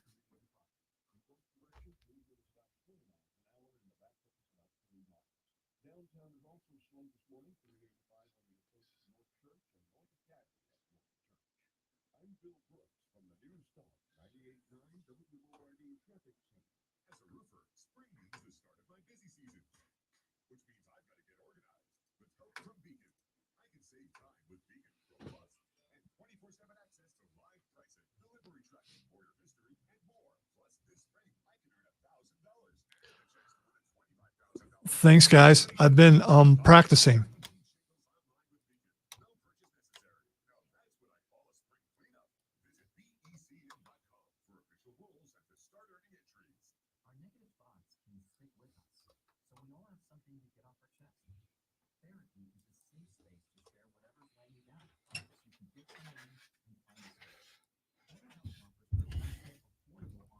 By the way, I forgot that the AEW's pay-per-view is also this weekend. So we've got Double or Nothing from AEW, and we've got King, Queen of the Ring for WWE. It's King of the Ring and Queen of the Ring. That's what I said. No, you said King and Queen of the Ring. King and Queen of the Ring. We work on branding around here. King and Queen of the Ring. I'm not saying that long thing because it's just me talking to you. I know they can hear us, but still. Chasms.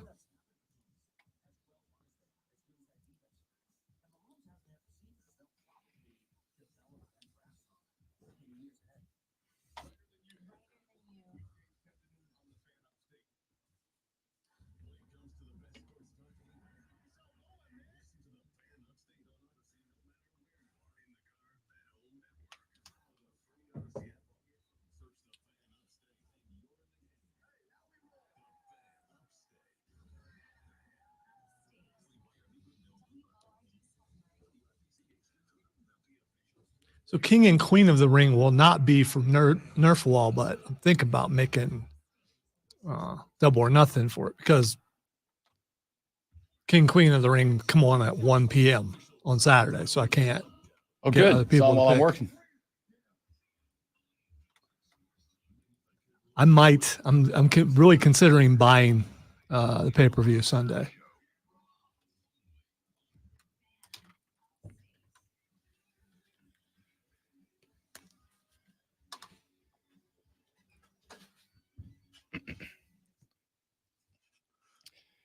The Rob Brown Show back on your radio. The final hour, the back 60, starts right now. Welcome in, ladies and gentlemen. Rob Brown of the great one, Lonzo, with you. I have something I would like to personally address for here for just a moment. Rick Carlisle is the head coach of the Indiana Pacers. The Indiana Pacers lost to the Baltimore. Can I start this whole thing over? Can I just try again?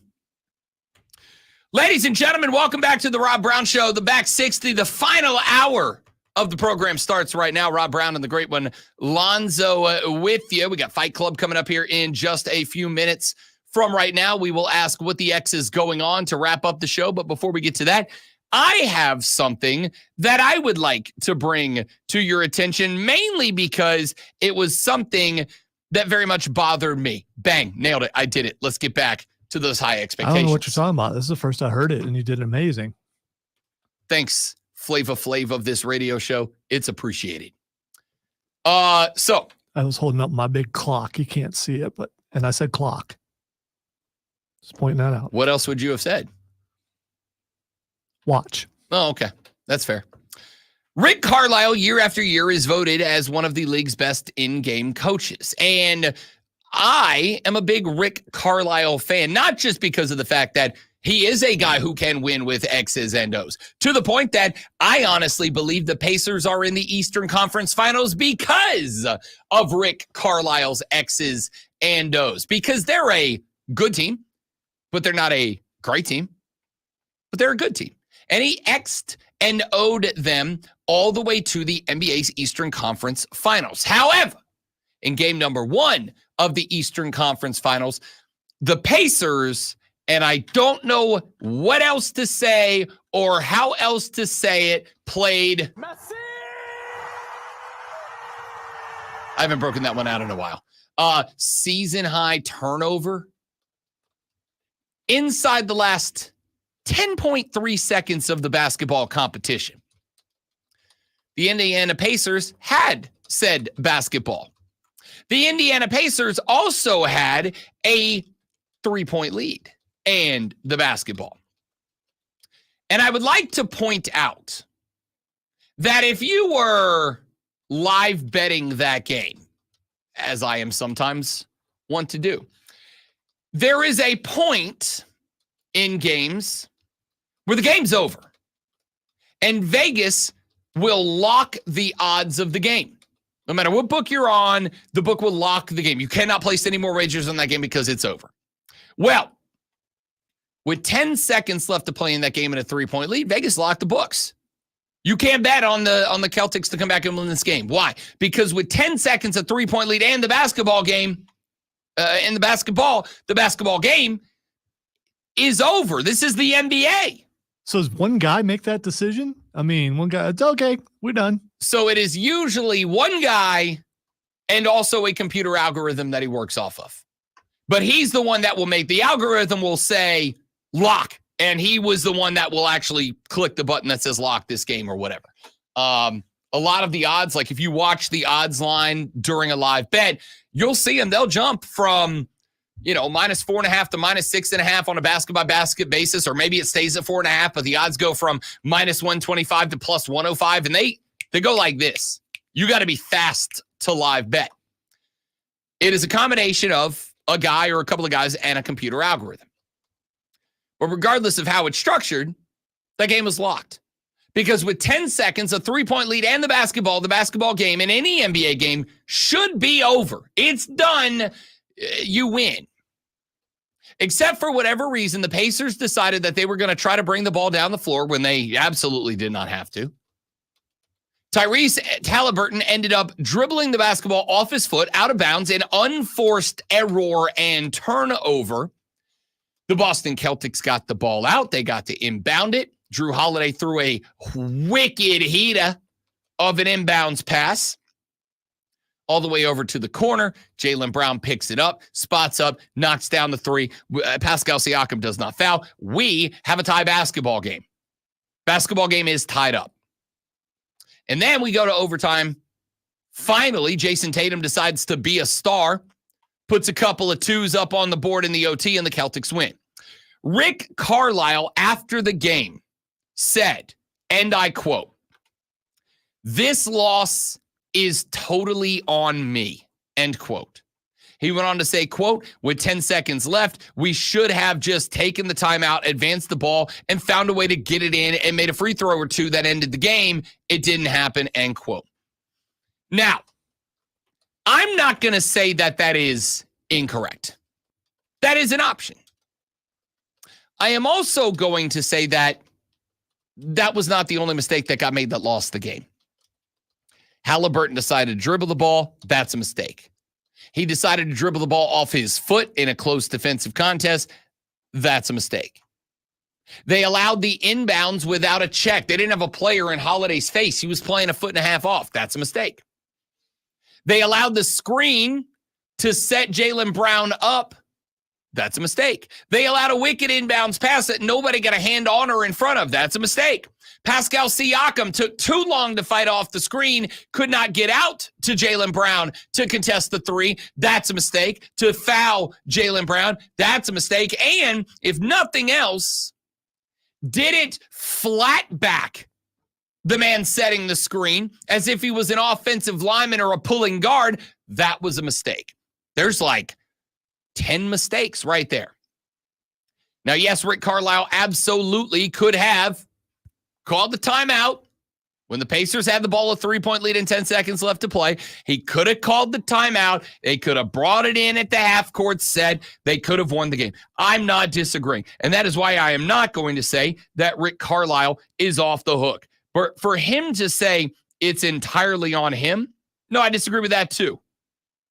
I disagree with that too because every player for the Pacers that was on the floor for that 10-second, you are NBA players. You have to know better. You have to know the time. You have to know the score. You have to know the situation. You don't need to be an NFL quarterback or an astrophysicist to memorize time, score, situation. You should be looking at that every time the ball changes possession. You should be glancing up at the clock and going, okay, the score is X to X, and we've got X time left, and the situation is X. You should know these things. And that way, when the ball kicks in, you don't have to try to dribble and look up at the scoreboard or dribble and look over at the coach. You just know what you need to do. There was about 7 different elementary school caliber basketball mistakes that made in that possession. This is why I was so frustrated with the Pacers after this game, despite the fact that, I'm not going to lie, I kind of got a soft spot for Indiana. I grew up a Boston fan. My uncle made me a Boston fan, a Larry Bird guy. But I got a little soft spot for Indiana. I will always have a little soft spot for the mighty underdogs. The Pacers are that. So I got a soft spot for them. That's why I was so frustrated when we came in here the day after that loss to talk about it. And I'm a little frustrated. Yeah, I'm a little frustrated with Rick Carlisle because, yes, that's a coaching decision that's got to get made. He's got to be on top of the ball too. But to try to eat all the blame here, and I know why he's doing it, protecting his guys, right? His guys have been getting beaten up by fat losers in chairs like me. Yeah, and those players have come out and said, hey, the coach is taking it for us, but it wasn't his fault, it was ours. Yeah. I've heard some of those quotes, and they're not, going, yeah, it was all the coach's fault. It's not. I get why he's doing it. I appreciate that the players are stepping up to go, absolutely not. It's not on coach. There were mistakes made all over the floor. But, man, I just expect that if you are an NBA player, I just expect that you have the wherewithal, the understanding to recognize where you on the floor are on the floor, where the defense is on the floor, where the play clock is, where the scoreboard is, and the options that you have to play within that scenario and come out successful. And there were 5 Pacers who all failed that test. Tell you right now, that's not championship basketball. That's not how you win. That's not how you survive. That's not how you advance. That's not how you move on. Those types of games where you've got to win and you snatch defeat from the jaws of victory because you made elementary caliber stupid mistakes, that's what costs you series, man. That's how you lose series. That's how you fall out of a series. That's how you prevent yourself from becoming champions. Again, I know it's not a team from around here. I know it's not necessarily local. It is the NBA's conference finals. I suspect at least some of y'all care. I'll tell you why I bring this up, because this is the kind of stuff that if you are a coach, if you are a parent, if you're involved in youth basketball at all, this is the kind of stuff you show the kids. This is the kind of stuff you show the next generation. And as far as connecting it to youth hoops, these are the kind of things that teach the next generation, not just basketball, because I do want them to understand in basketball terms. But if I may go unnecessarily one level deeper, this is the kind of stuff that teaches you how to be situationally aware in other places. This is the kind of the kind of lesson you learn that translates to your real life. Hey, when you've got to turn in that TPS report, and it seems like it's super easy and it's not a big deal, you've done it a million times, you still better pay attention to the details. You still better pay attention to the minutia of the situation, and you still better execute even when you think something's a given, because if you blow it, you could lose. Not just a game, you could lose your job, you could lose a relationship. Pay attention to the details, get the little things right, know where you are in life, and execute based on the scenario. Indiana failed. They're now down 1-0 in the hold of Boston, the 1 seed, and still have a game to go on the road. So just some thoughts. Let me get Shane up in here before we run to the break and get Fight Club in the next segment. Shane-O, what's up, big dog? What's up? How you doing, fella? I'm great, man. Good. It's kind of my Friday. I'm only working a half day tomorrow, but wanted to call and chat about the Mavs, and there's a lot that I want to say to you, but there's superstition that's not letting me. So I just need you and hating-ass Mario to keep drinking the haterade on the Dallas Mavericks. And back to what you were just talking about with Rick Carlisle, I think it also teaches you kind of how to be accountable. I like that Carlisle came out and said, hey, this one was on me, and it kind of gives him a learning opportunity and a teaching moment for his team as well. But with the Mavs, they didn't lose as the lower seed in the playoffs. And I think their depth is being completely understated. They played 10 deep and probably could have played 11, maybe even 12 with Dwight Powell and Markieff Morris both being DNPs. The Wolves only played 8, and I think that's going to be huge because Ant is guarding Kyrie. And Kyrie took Ant guarding him personally and ran around like a toddler, making their parent chasing them. I would know how that feels. And it was visible on the TV last night that Ant was tired by the end of the game. I don't know if they have another guard that can also guard Luka well enough to stop them. So if they're both playing like they did last night, it's going to be a tough series for Minnesota. Couple other stats that I wanted to point out before I hang up and listen. PJ Washington was a plus 12 in the box score, but was 2 for 8 from 3. And as a whole, the Mavs shot poorly from 3, only making 6 out of 25 attempts, while the Wolves made 18 of 49. I really think people are sleeping on the Mavs still because they've stepped up defensively to take on the challenge of whoever's coming at them. And right now, that's the Wolves. So, bunch of things there, Shano. I would start with, as far as the haterade comment, I am sorry I've already come off the wagon. As I have pointed out, I have been doubting Luka Doncic these entire playoffs, mainly because of the injury, right? Don't tell me his knee's not busted up. I literally watched blood seep through a knee pad, all right? He's busted up. But he's also a tough son of a biscuit, man. Like, there's no hold back out of Luka Doncic. He's not a guy that's going to load manage or take it easy. So I am done doubting Luka Doncic. It's not Luka I have a question mark about. The question mark going into game 2 for Dallas to see if they can take a 2-0 lead here is going to be, can Kyrie be consistent, right? Because he has been more than Luka Doncic up and down throughout these playoffs. And I appreciate that Ant-Man said, I got him, right? Said, I'm going to lock him down, and it shifted Kyrie Irving up a gear. But at the same time, can he do that in a game 2, in a game 3, in a game 4? Will that fire last through multiple games? Or now that he's made his point, now that he cooked Ant-Man and got him tired, does he pull back? Does he roll back? Does he end up going back to a guy who's putting 8 or 10 up? Because I'm going to tell you right now, 8 to 10 out of Kyrie, you lose that game every game of the series. Oh, yeah. Well, in the series or in the season, the Mavs were 1-3 against the Timberwolves, but the one game they won was the only game that Luka and Kyrie played in. Yep. And I think if PJ Washington steps up and shoots better, we can deal with a little less from Kyrie. But in the post-game presser, Luka mentioned how Kyrie came out and was like, I'm setting the tone because that's what's needed from me. So I hope to see more of that. Yeah, I agree. Shane, great call, buddy. Appreciate it. Thanks for checking in. I think Shane's got a lot of good observations there about this game.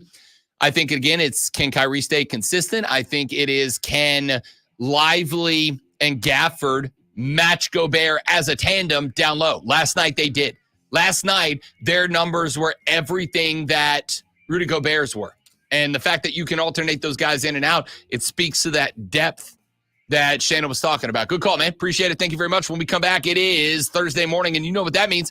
Fight Club with the great one coming up next on the Rob Brown Show in the Fan Upstate.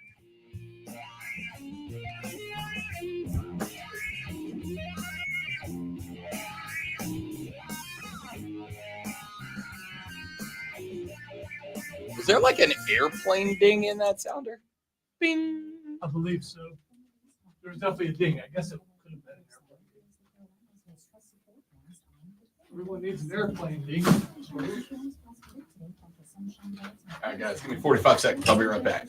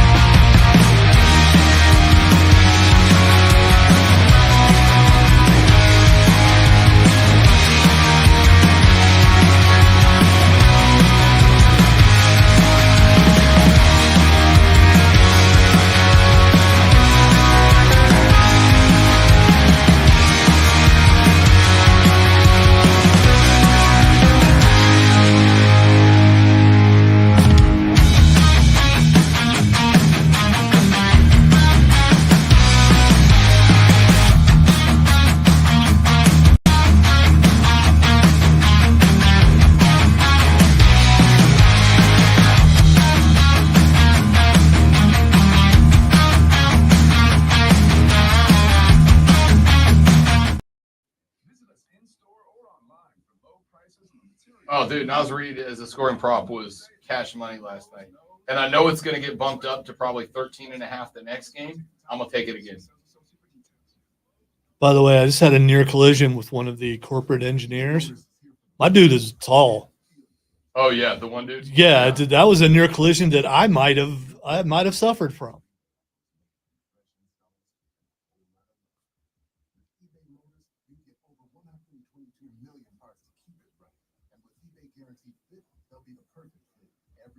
The company decides that to keep your job, you have to do an Oklahoma drill with somebody in the station or somebody in the building. Who do you hope you do not draw against? Fat Boy. Just Fat Boy? All right, yeah. Not Fat Boy. Who else? Well, he might be the only one large man capable of doing an Oklahoma drill. I mean, you know, you got to keep that in mind too.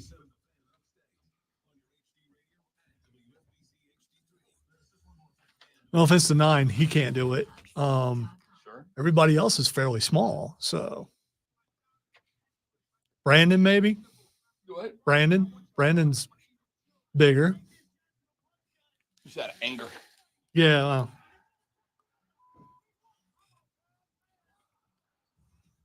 All right, time for the Fight Club, where we're not going to talk Alexander Usyk unless I am overruled by the host, which I could be.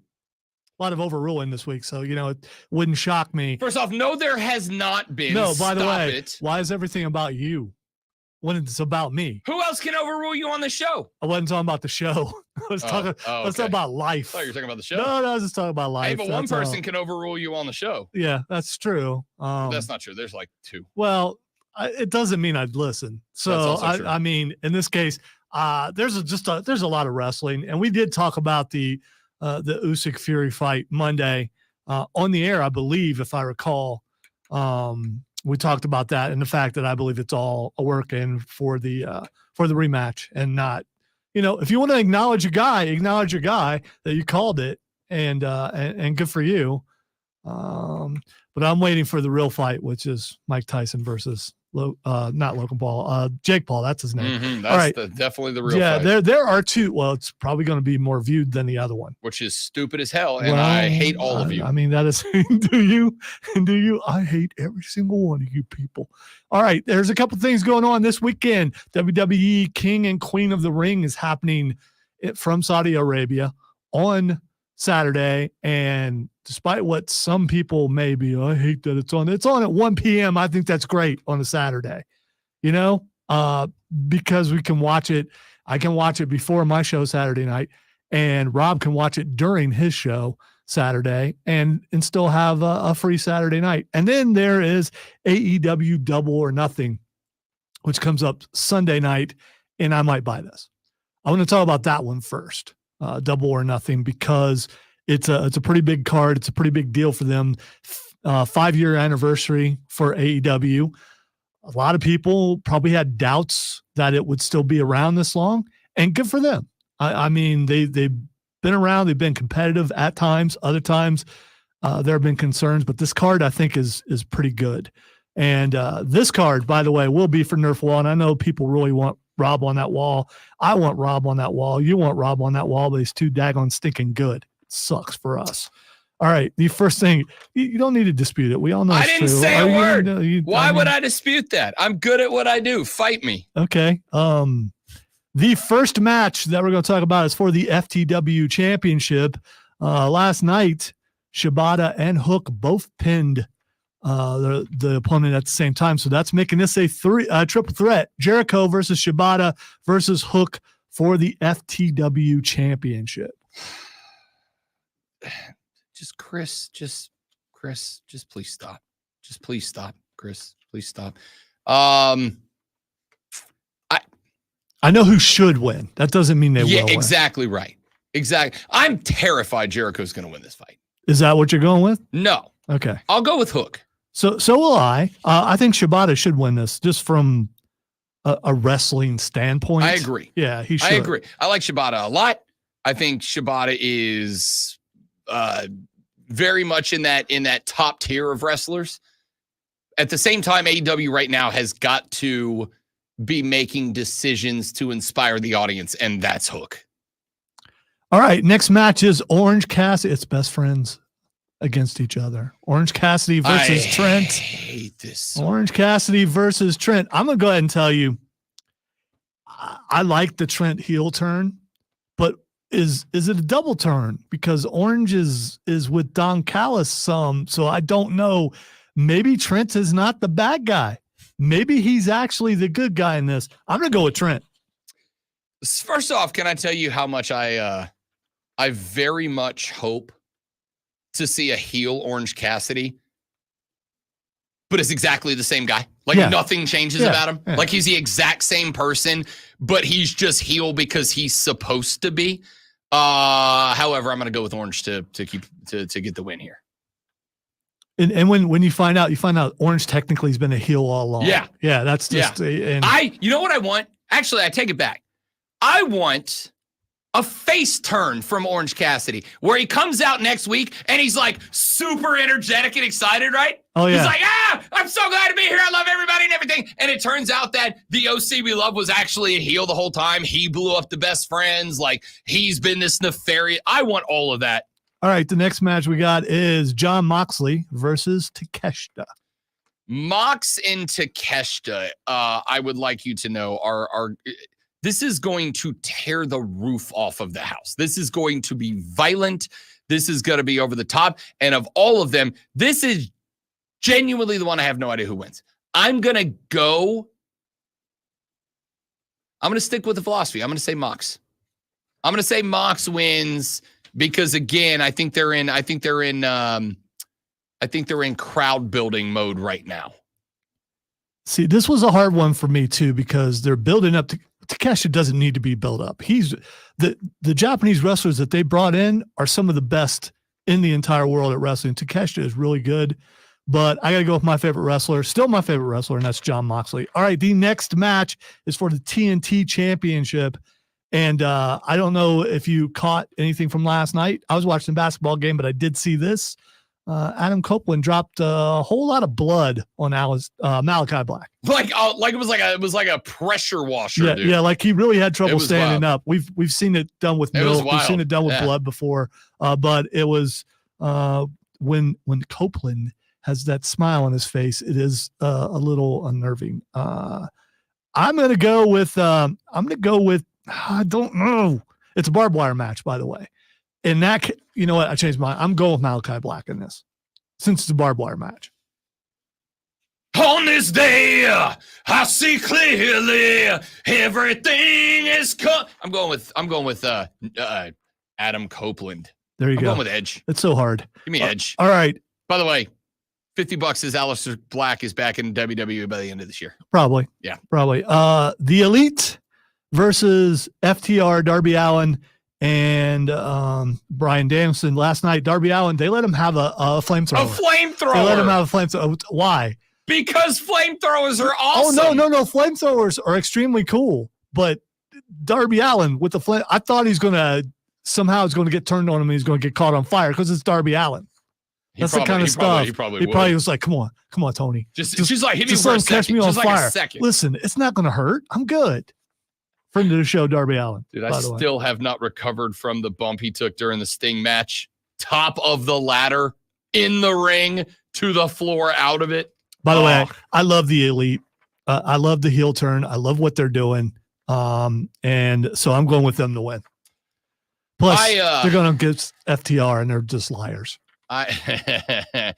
I very much want to go with the faces here. Predominantly because friend of the show, Darby Allin. You know, I'm always going to go with the guys that are friends of the show. But I think you've wrapped too much in this storyline about the Elite, and I don't think the guys they put together are the dudes who ultimately end that story. I still think you're going to have like an OG AE dub meetup at some point. So I'll go with the Elite as well. I don't like it, but I will. All right. World Championship match between Swerve Strickland and Christian. Christian thought he would get the better of Swerve last night, but Prince Nana blocked traffic. And and so Swerve was able to beat Christian up a little bit. Is Swerve carrying the belt good? Can he carry it for a while longer? Swerve Strickland's a star, dude. He is, but he's a star. He's no MJF. I mean, no one's MJF. A heel champ is almost better than a babyface champ. A heel champ is definitively better than a babyface champ. Babyface champs are for the kids. Heel champs are for the grown-ups. I got to go with Swerve though. I think it'd be great if Christian were to win it because he doesn't win those kind of championships. But you know, I'm gonna go with Swerve. I'll tell you what. I will, after we are done picking here, I'll look up the betting odds. After we're done picking, I'll look up the odds. However, I will make a bet right now. I will bet you Swerve Strickland has the shortest odds of any match on the card. Probably. I'll bet you he's the biggest favorite of any match on the card to win. So that means you're going with Swerve. I'm going with Swerve. All right. Tony Storm disrobed the other day behind a Serena Deeb. See, this is sad. I mean, I like Serena Deeb to a degree, but she's not championship material. There's got to be other women there that could go against Tony Storm for a championship. And again, maybe there might be a long-term story in here that they're working on, but you got to go Tony Storm here. Yeah. If Swerve's not the shortest on the card, Tony Storm is. Tony Storm is like if you're going to do a character like what Tony Storm is doing, like Timeless Tony Storm right now, you have to occasionally be able to sprinkle in like a very serious promo or a very serious match. We have seen her go back and forth. And when she does have a serious promo, it's phenomenally well done. On top of that, who's not on board with Timeless Toni Storm right now? I have not had a single person tell me that Timeless Toni Storm is anything less than incredible. She's hanging on to that belt. I actually am not a big Serena Deeb fan. Like, I think if you're going to punch yourself up as an elite top-notch grappler, you've got to make me believe it. And it's just like every wrestler that she's up against has to pretty much put themselves into the hold for her. It's just not believe. I want to break the disbelief. Toni Storm wins this thing like by a lot. All right, 2 more matches. International championship match between Roderick Strong and Will Ospreay. Will Ospreay got straight up beat up last night. Wardlow came up behind him and hit him so hard. I swear it looked like he face planted on the ramp. I'm still not sure he didn't. This has the potential to be the best match of the night just because Will Ospreay's in it, and Roderick Strong can go more than what some people probably believe. And you put him in there with someone who, like Will Ospreay, it's going to raise Roderick Strong's level. He's done it in the past when he's went up against really good wrestlers. I'm going to go Roderick Strong. I think Will Ospreay should win, but there's just too much on the outside that can cause Will Ospreay to. No, you know what? Is he still with Don Callis? I don't know. Is he? Is he not? Never mind. I'm going Will Ospreay. I can't do it. I want to, but I can't. That is the correct decision. Will Ospreay is going to win this match. Again, for a couple of reasons. Number one, I agree with you. Roddy Strong can grow in a match. However, I think every time they try to feature Roderick without, Adam or any of the other rest of the gang, he's just the one that I can't buy into. And I don't know why. I don't know if it's just still, since he's been in AEW, the best personality he's ever had. I don't disagree. That's not saying a lot. But exactly. I don't disagree. The AEW version of Roddy is the best. Roddy just needs to be one of those wrestlers that doesn't talk, come out, hits 1,000 backbreakers, wins. However, I'm basing a lot of these predictions on AEW needing to stack shows with fan favorites. Will Ospreay is the best wrestler in the world right now. He will win. All right. Speaking of fan favorites, last one. For the TBS championship, Willow Nightingale versus Mercedes Moné. And who are the people really behind? Because I think they're behind Willow Nightingale, and I think they should be. And, this is so hard. But I'm going to go Mercedes Moné. I don't think she should win it, but I think she's going to. I got to tell you, it has been since she debuted, the artist formerly known as Sasha Banks, turned out Mercedes Moné. And has done nothing. Since she's debuted, it has been remarkably underwhelming, right? Like, she shows up. She doesn't wrestle for months. She's occasionally cutting a promo. She had a couple of run-ins, but it has been for the coup that it has been described as for AEW to snag Mercedes Moné onto the roster, certainly has been underutilized. Certainly has kind of just been off in the background, but you didn't keep her around this long. You kept her out of the ring to put her on a card to sell pay-per-views from people who want to see her go for the first time. Mercedes is going to win. I do think the people are on board with Willow. How could you not be? She's classic babyface, but also that underdog that isn't supposed to be a star, and she has turned into one, and everybody loves that. But you got Mercedes Moné on the roster. You've got to feature her at some point. To feature her, she's got to have the strap. All right, Joe on the stream says that Willow out-promoted her. Yeah, she did, and she's done it every single time. Mercedes is just it's the gimmick is tired, and I don't get that's my thing. What's the gimmick? I'm the boss. Oh, no, you're not. Tony Khan's the boss. No, she's the CEO now. Oh, we're the CEO now. That's right. You got to. I blanked on that. No, you're not. That's Tony Khan. It's literally on the door. We see it all the time. Every time they go back there. I think getting Mercedes Moné signed to AEW was absolutely a big victory for them. I think the usage since she showed up has pretty much wasted all the hype that she brought with her. I like, of the matches on this card, she's towards the bottom of the ones that I'm excited about. Sora Strickland's minus 2,000. He is by far and away the favorite on the card. Next closest is Tony Storm at minus 12, and then Edge at minus 6. Adam Copeland. Adam Copeland. Come on, get it right. I know. I'm a terrible fan. Hey, let's come back. Let's finish this thing up. Rob, Lonzo, the Rob Brown Show rolls on us, the Fan Upstate.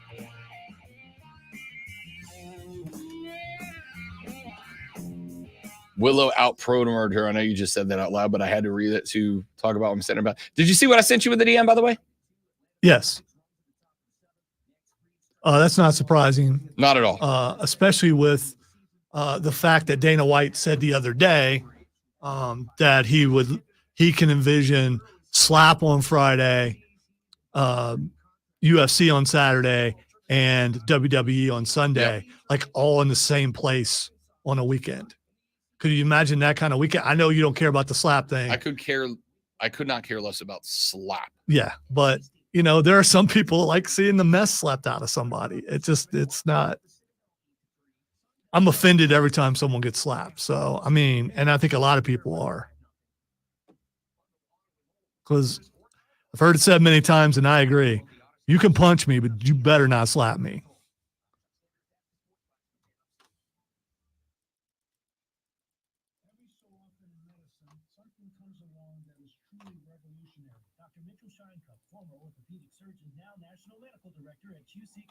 I believe this is one of those things. Dr. Shinecup is talking about regenerative medicine, something he's practiced, researched, and written about for nearly 2 decades. The old ways of dealing with joint pain, such as steroids and surgery, are no longer the best ways. If you have pain from arthritis or injury, Are we talking about grade point average, Steven? A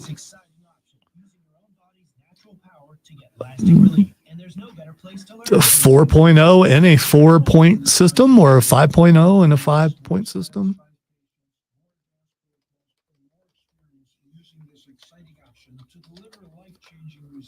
Call QC Kinetics now for your free consultation. Call QC Kinetics 864-448. Hard to get better than perfect. Just saying. Does AEW have anything I can watch on? Yes, pay-per-view. There's supposedly deals in the works. I think one of the things I heard was Max, but we'll see.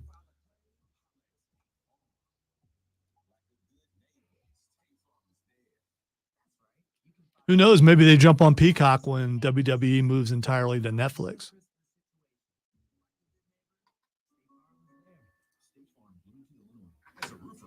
And admittedly, WWE has spoiled me where, now I don't want to buy a pay-per-view. Yep. For anything.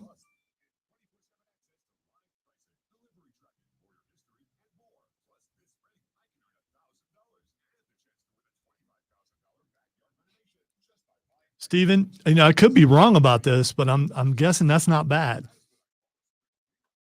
A 5.25? Like, how much are your class points worth, man? That's impressive. That's not impressive. That's out of this world. I think the highest that's awesome. Like you're going to get scholarships type thing. Yeah. Yeah. To like MIT. The highest I think you could get at my school was a 4.5. And that included I think you had to take all AP classes for that. Cause like AP offered you X amount of whatever that they could add to your GPA. So if you just took all regular classes, the highest you could do was a 4, but with AP, maybe it was a 5.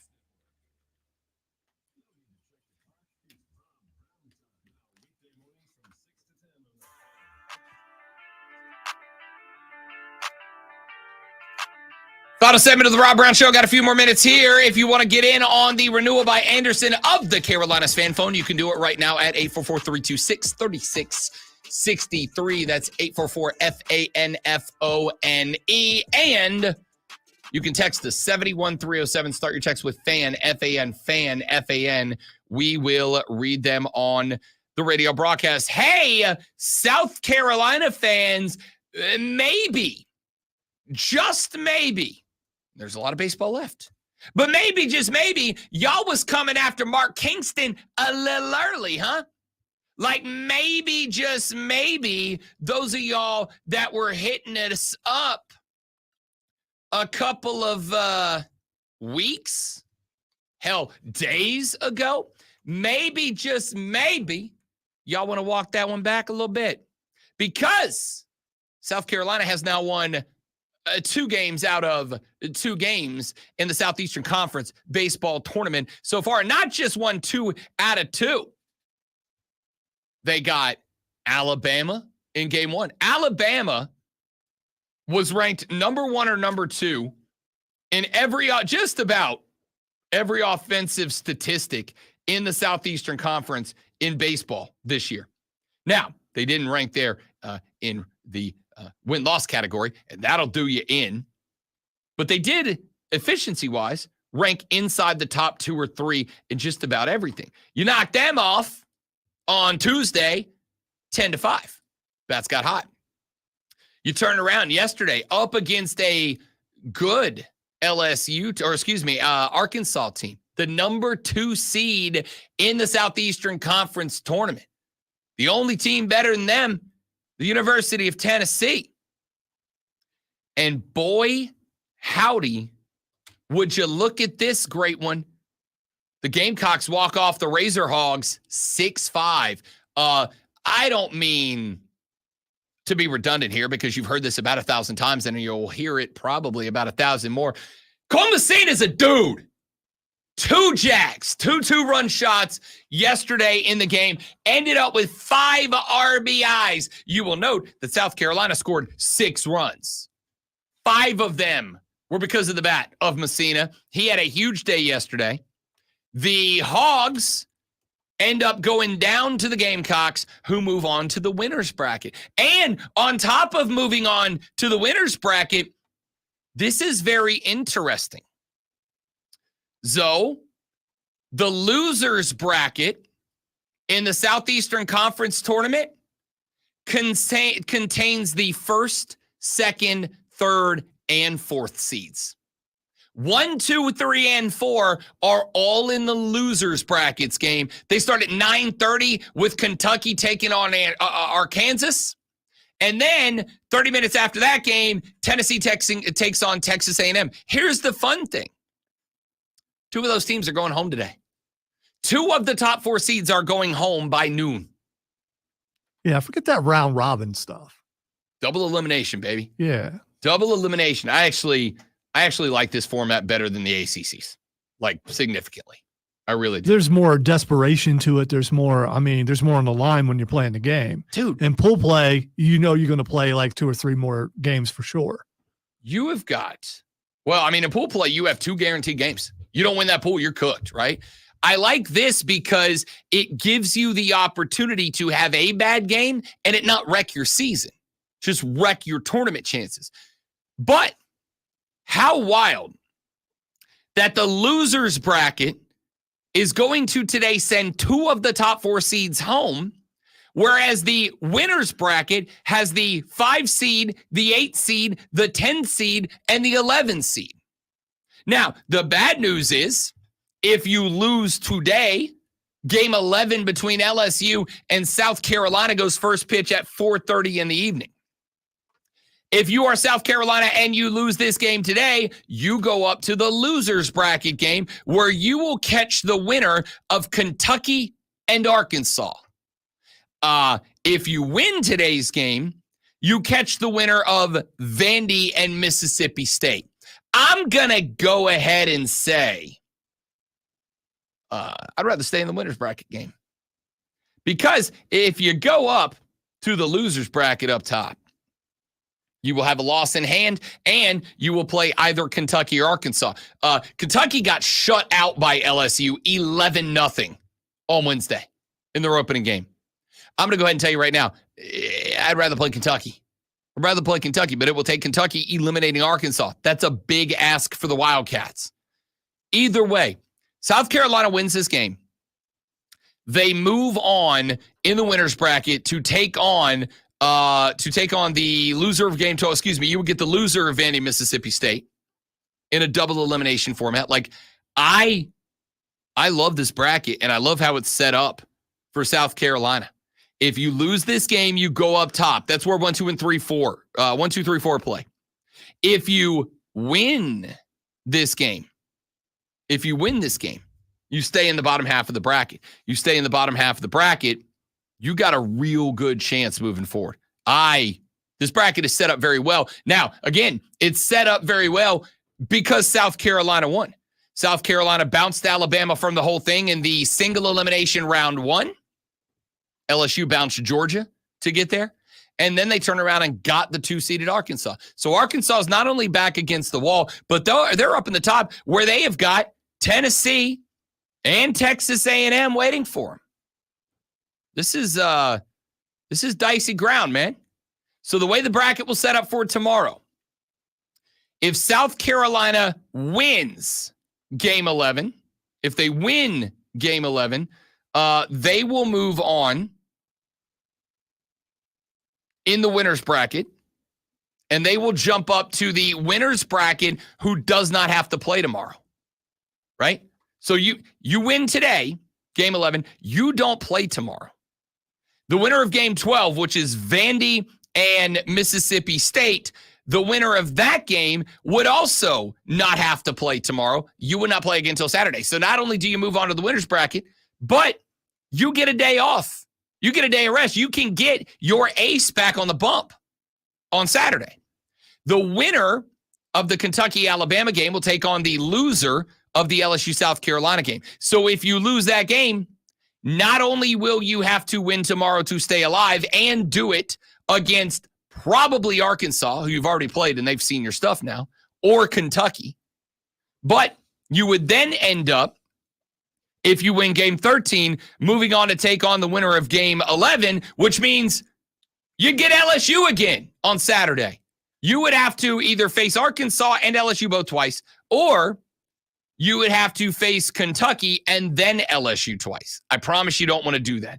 Just go ahead, get the win today, play like your life depends on it, move to the winner's bracket game, which would be on Saturday. Then you would catch as the winner of Game 11, the winner of Game 13, which is the winner of Game 9, Kentucky and Arkansas, and the loser of Game 11, which is LSU and South Carolina. So you would end up with either in double elimination format at that point, you would end up with either Arkansas, Kentucky, or LSU. However, you got 2 outs at that spot. So I really like this, man. I really like this. Good setup. Just go win the damn game. All of y'all that were making a run at Mark Kingston a couple of weeks ago, you might want to just hang on to your horses because 3 more wins, and that guy's got your second all-time conference baseball tournament, and you're playing well enough to do it. And now, the Rob Brown Show presents Twitter. All right, time to finish this thing up with What the X, where I ask Rob what the X is going on, and he will let us know. The first thing that's Xing, yo, is Jiffy Pop. Jiffy Pop. Do you not know what Jiffy Pop is? I have no idea what Jiffy Pop is. Jiffy Pop is popcorn that you put on the stove, and the foil That's like pack, the tinfoil thing? The thing expands, yes. I've never had that before. You've never had Jiffy Pop? I've never had Jiffy Pop They still before. sell it, by the way. Why? Why do they still sell it? Because it's amazing. Is it like, does it come like pre-buttered or Yeah, salted? you or? put it on the stove. It comes in its own pan. Okay. You heat it up, and then the foil expands as the popcorn pops, and it looks like a foil mushroom cloud. I mean, I've seen it in the movies, I think, but I don't think I've ever been in the same room as Jiffy Pop. It has an interesting smell to it. It's popcorn, but you can already tell if it has butter in it or not. I don't know why it's trending, except for people are finding it again. I'm gonna go ahead and tell you that if the popcorn ain't buttered, I don't want it. Okay, well, popcorn without butter is not healthy. Is healthy, whereas popcorn with butter, If I'm gonna lose weight, I'm just gonna eat it without the butter. Like that's it for me. If I'm gonna lose weight, I'll just eat it without the butter because it is more enjoyable to not eat popcorn than it is to eat unbuttered popcorn. I think you're assuming that it doesn't have butter in it, but how is it cooking if it doesn't? I don't know. That's why I just said I've never. It has some kind of oil in it to make it cook. for sure. Okay. All right, you should still check it out. I still want butter. All right, dude. All right, Paula Dean. All right, the next thing that's Xing is Farley, Farrell, Carey, or Rogan. Farley, Farrell, Carroll, or Rogan. Carey. As in Jim Carrey, Joe Rogan, Will Ferrell, Chris Farley. Who would you want to be stuck in an elevator with? Chris Farley. How's it not Chris Farley? That is consensus so far from everyone. That's not consensus. That's not a question. The statement is Chris Farley. See, my first question would be is how big the elevator is, because me and Chris Farley in an elevator, I mean, That's fair. If it's a freight elevator, I feel a lot better about it. You're running out of oxygen with that. Will Ferrell, I think, would be the odd guy because you don't know what you're going to get with him. Jim Carrey would go nuts, and Joe Rogan would smell like something that would just bother me. Joe Rogan would be in there going, the vibration of uranium. It's not Joe Rogan. It's Seth Rogen. My bad. Oh, okay. Same smell, but it's Seth Rogen. Okay. So it depends on how long I'm going to stuck, because Seth Rogen's probably got party supplies with him. It's funny you immediately got mad at Joe Rogan. It's Seth Rogen. Because I thought what a weird. No, these are all comedians, but Joe Rogan is also a comedian. So I mean, he's also a stand-up comedian. But it's Seth Rogen. I feel like being stuck. If I was stuck in an elevator with Joe Rogan, I think I'd try to reach up and disconnect the cables. Yeah. Okay. I don't get all that, but it's Seth Rogen. And I might do the same thing with him because there'd be a whole lot of, I'd be like, dude, what are you laughing at? We're stuck in an elevator. I mean, he could help you figure out what he's laughing at. No, I don't think he could. Oh, he could. I think he's laughing because he's stoned. He has no idea why he's laughing. That's again, the joke. hence the smell. And if it's a smaller elevator, it would be rough. I'm still going. I don't need any contact stuff. Okay. I'm still going Chris Farley. All right, me too. The next thing is Xing is Bray Wyatt.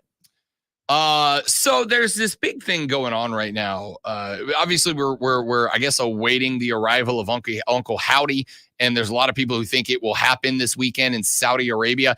And yesterday, I don't know if this is why it was trending. Yesterday there was a debate going on about who should be the first rival, who should be the first feud, and everybody went Jay because he stole the Fireflies. And I'm like, people holding up their cell phones happens all the time. I was at a country concert 2 weeks ago. I didn't go, oh, Luke Bryan stole the Fireflies. Not Luke Bryan. Yeah, but he got permission from JoJo for that, by the way. There's a video. Jay did? Yeah, again, a video on that. It's not like he stole it. It just organically happened at a show.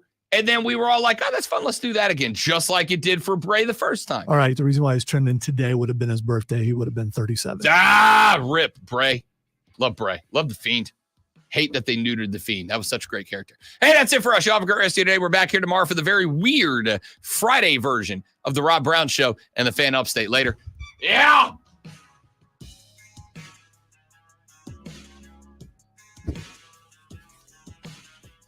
I don't know. Today was pretty weird. I don't know how we make it weirder, but it's, I mean, I guess it could be.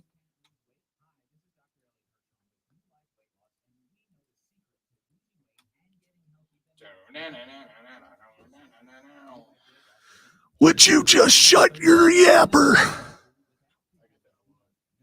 I was reading the, I still get it a lot. Oh, man. All right. I'm going to find out if the lights are on. Y'all have a lovely day. Thanks for being here. You're all spectacular people. I love you this much. See you back here tomorrow. Have a good one. Goodbye. Don't say that scared you. You saw.